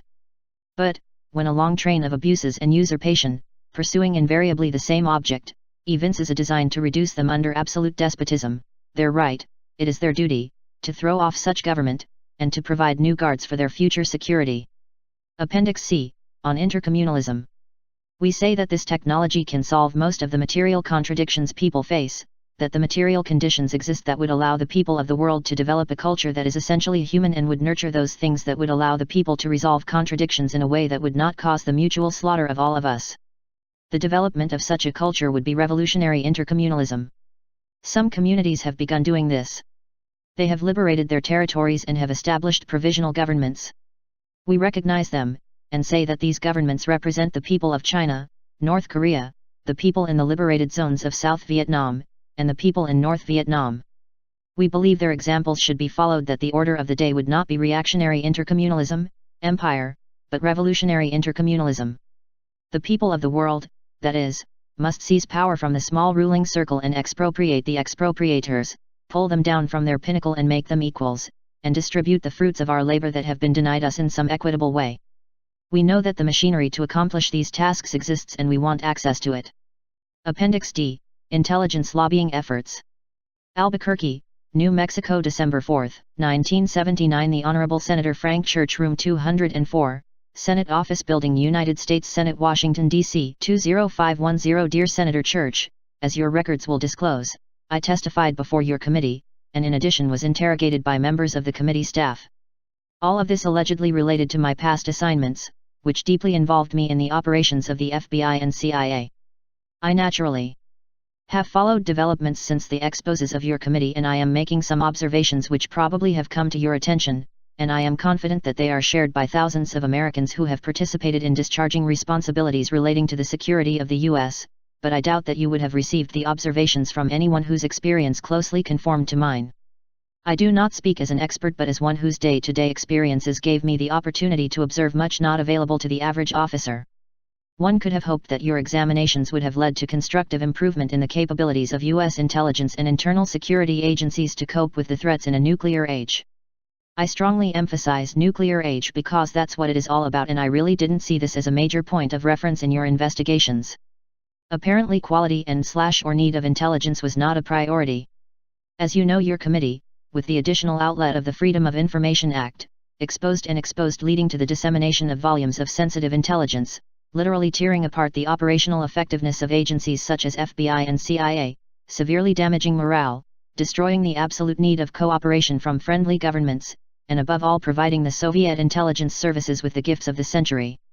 As I examine the foregoing, I could qualify my observations by stating they are too harsh because there have been other factors. I recognize that there have been defects in our intelligence system just because of the glaring deficiencies in the existing law. I also realize that we have failed in areas simply because we are not producing high-quality intelligence. However, at no time did I see evidence of your committee's motivation to get answers to why aren't we producing better intelligence, particularly in the human intelligence field. If my observations are harshly presented, they largely stem from the development of international events. I cite the deplorable situation in Iran. I refer to the Russian brigade in Cuba. Admiral Turner, Director, CIA, is quoted as stating in 1963 we estimated the ground combat forces which the Soviets had introduced into Cuba had all been withdrawn. It was not until 1978 that we began to have strong suspicions that this was no longer the case. I look at a 32-year history of CIA development and I view the statement of Admiral Turner as being almost unbelievable. My point is that your committee should have spent more time looking at operational deficiencies of the intelligence agencies with a thrust of bringing improvements leading to production of intelligence quality which could be of immeasurable value in formulating policy and decisions in an obviously turbulent world. If one is shaken by the statement of Admiral Turner and if we look at Cuba and Iran, we would be most naive if we didn't look ahead to areas where in the not-too-distant future we may be faced with additional agonizing decisions. I only mention the entire Middle East, Indonesia, Philippines, Central America, South America, and possibly outbreaks of revolutionary type of activity in Eastern Europe. By now we must acknowledge that wherever there is a political eruption we can't separate the security of this country from such an event, and contrary to the views of many, we can't neglect internal threats from individuals or groups who may directly or indirectly have ties with organizations in foreign countries, and I refer to those who are dedicated to the political, social and economic destruction of the U.S. Let us not forget the proliferating expansion of terrorism coupled with kidnappings and hostage blackmail. Let us not overlook the area of those individuals who, although having noble intentions, become unwitting but effective tools of those whose goal is to undermine if not destroy the strength of this country. So there is no misunderstanding, I am not implying that the unwitting be punished in some way. Damage from this direction can be greatly minimized by guidance and direction from leaders such as you. I believe you will agree that our position in the world today is such that, like never before, we need capabilities of the highest quality to collect and analyze intelligence, to use the products to maximum efficiency, and to protect our assets with the best counterintelligence. So we do not forget, we are talking about survival, and with survival the protection of freedoms which we have taken for granted. This, of course, demands a price to be paid for preserving freedom. Will the price include the maintenance of an intelligence and internal security structure compatible with the preservation of our freedoms and operationally adequate to assure survival in the nuclear world? This is, and always will be, a continuing challenge, but it is a goal which can be achieved. Striving for such achievement falls heavily on shoulders such as yours. You possibly may get the impression that I am one of those advocating a massive police state type of operation. Of course this is ridiculous, but if we do not awaken and do the necessary repairs, as a nation we could degenerate and permit an overwhelming penetration, if not domination, by reactionaries who seek a dictatorial government. Starting with your committee and since, there has been a prevailing approach to the alleged sins of the intelligence community by evaluating on a foundation or precepts of high morality. Accepting that this was honestly motivated, it is commendable.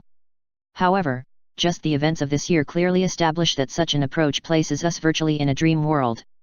Needless to say, the Soviets, Khomeini, and certainly others do not apply the same ground rules. Do you not agree that to survive in this nuclear world our policy and decision-making should be executed in the context of strategy? If this is accepted, I believe you will agree that we will be lost in developing and executing strategic actions without a continuing output of knowledge of a quality which greatly reduces the areas of the unknowns and radically minimizes the guessing in our estimates. When you examine the findings of your committee, you and your associates may have fallen into a course so often followed by inspection-directed individuals or groups. There can be a tendency to become parasitic, i.e. feeding on the mistakes or errors of judgment of people to the point of literally feasting and doing so at the expense of destroying existing valuable assets. Do you not feel that it is time to terminate the feasting?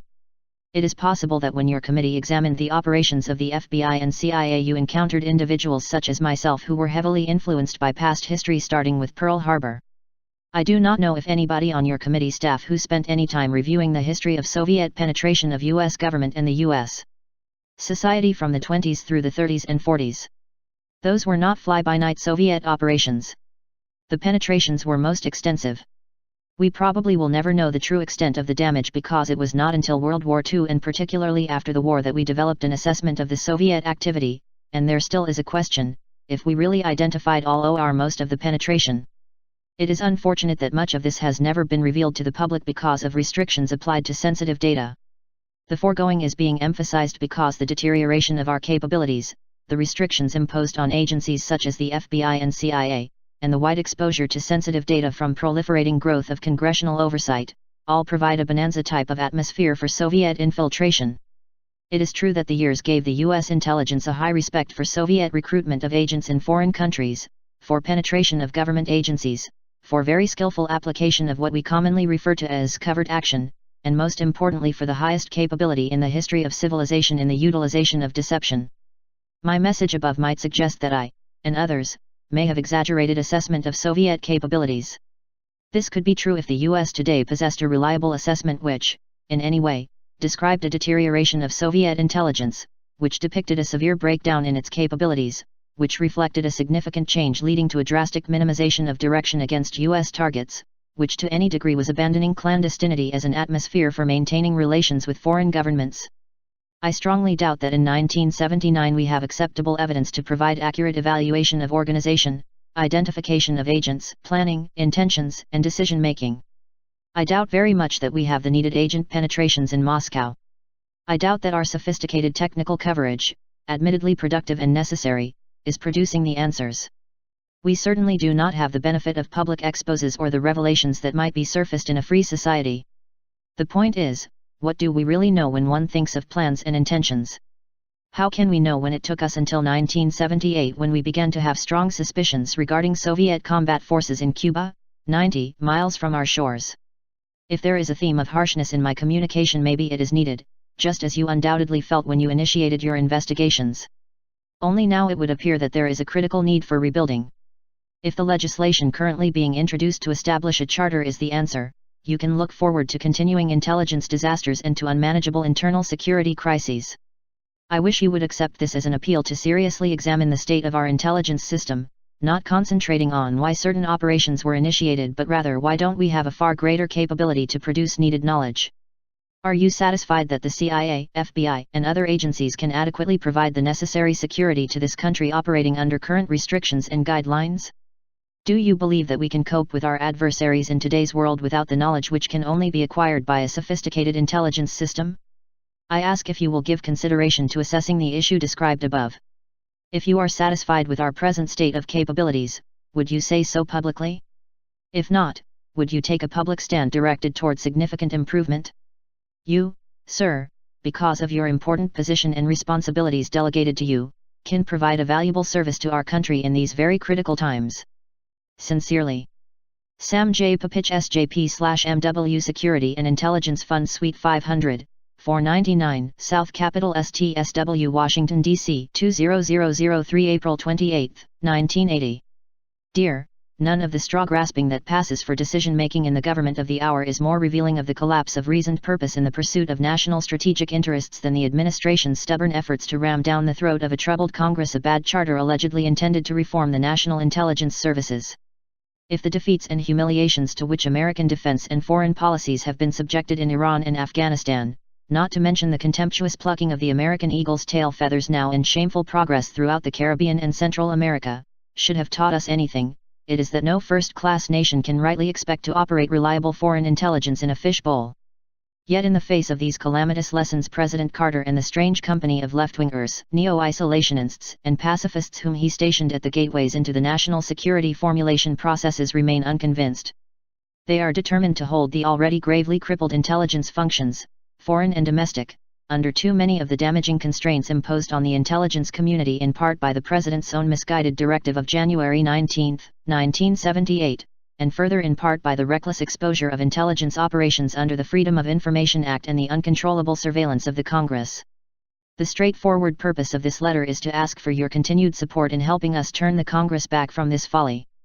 Accurate and timely foreign intelligence and sleepless counterintelligence in defense of the intelligence services themselves are crucial to the successful management of foreign and military policies against the outer threats. Vigilant and resolute internal security is the only sure protection against espionage, subversion, sabotage, and terrorism inside our frontiers. Yet at an hour of clear and present danger all three functions have been gravely weakened and, in certain respects, all but decimated. Lately, there has been talk of ambitious schemes for assembling fast deployment military forces that would enable the President to project effective power into far places in defense of imperiled American interests. But preparing such forces is going to take time, and their usefulness in a test at the far margins of power will depend acutely on whether the intelligence will be good enough for them to be moved to the right places, in the right numbers, at the right time. Yet a full understanding of this elementary requirement seems not to have penetrated the inner councils of the presidency.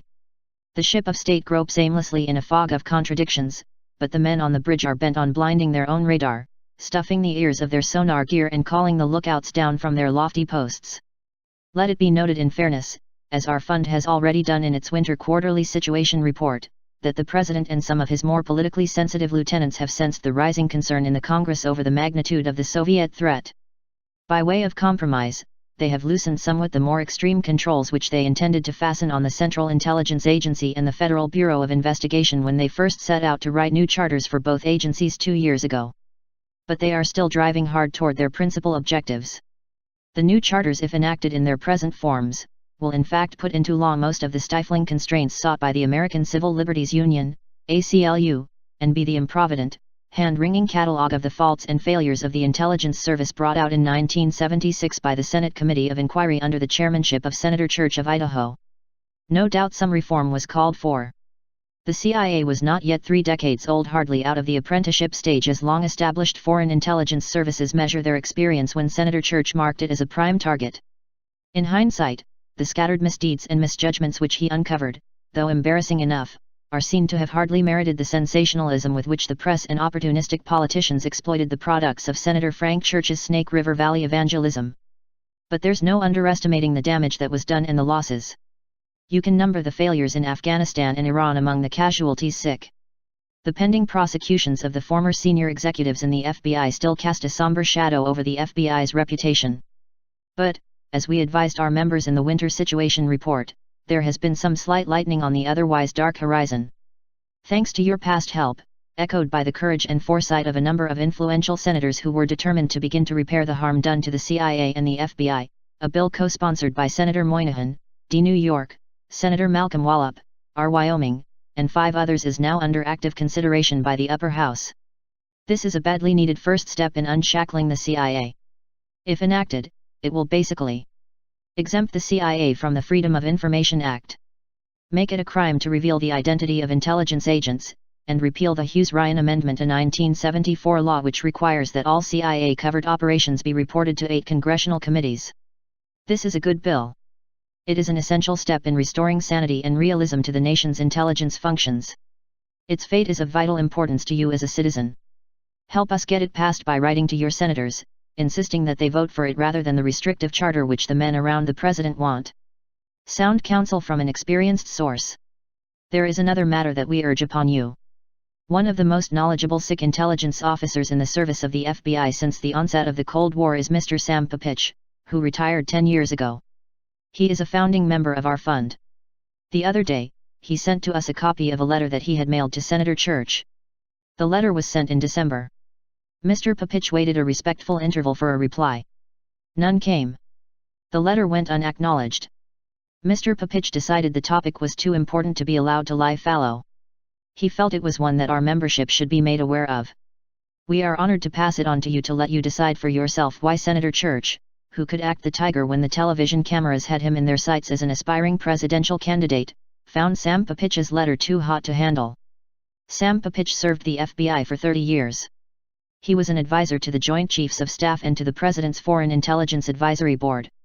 While in the FBI he spent 18 years as its senior liaison officer with the CIA. Few Americans can match Sam Papich in the breadth of his experience in both foreign intelligence and internal security, yet if the wisdom that he passed on to the senator from Idaho, whose expertise in these matters is that of scourge and gadfly, was not accorded even an acknowledgement that his letter had been received.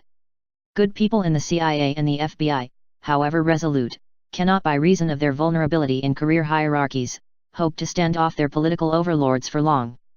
But Sam Papich is telling us that there is a way to preserve the integrity and quality of the professional intelligence services. It is to rally on the side of the professionals the support of the enlightened members of Congress, the press, and organizations like our own. People of influence who are united in their determination to restore order, purpose, objectivity, and devotion to the intelligence functions in their service to the nation. We look to you to stand with us in mobilizing support in the Senate for the passage of the Moynihan-Wallop bill. The pressing need is to clear the way for a return to the CIA of its now all but lost capabilities for effective political action with friendly nations. Toward this end, we are bringing forward expert witnesses who will help articulate the logic of that bill before the appropriate members of Congress. We have another collateral objective. It is to persuade the Congress to re-establish the Senate Internal Subcommittee, which was capriciously scattered into oblivion by Senator Kennedy of Massachusetts. It was the only instrumentality in the government empowered to conduct serious investigations into the penetration of our society by the Soviet bloc spies, and to expose in open hearings the techniques of subversion, deception, and disinformation being practiced in our midst by the swarms of KGB agents and their bloc confederates who come and go at will. We can't do this job alone. The intelligence services are themselves all but muted. We need your support in your communities, in the press of your communities, and with the members of Congress who represent you. So please help us move toward the achievement of our objectives by renewing your membership in our fund for 1980 if you have not already done so. Sincerely, James Angleton, Chairman Elbridge Durbrow, former Chief President Counterintelligence, CIA U.S. Ambassador, RET, Robert C. Richardson, 3 Secretary Treasurer Brigadier General, U.S. Air Force, RET.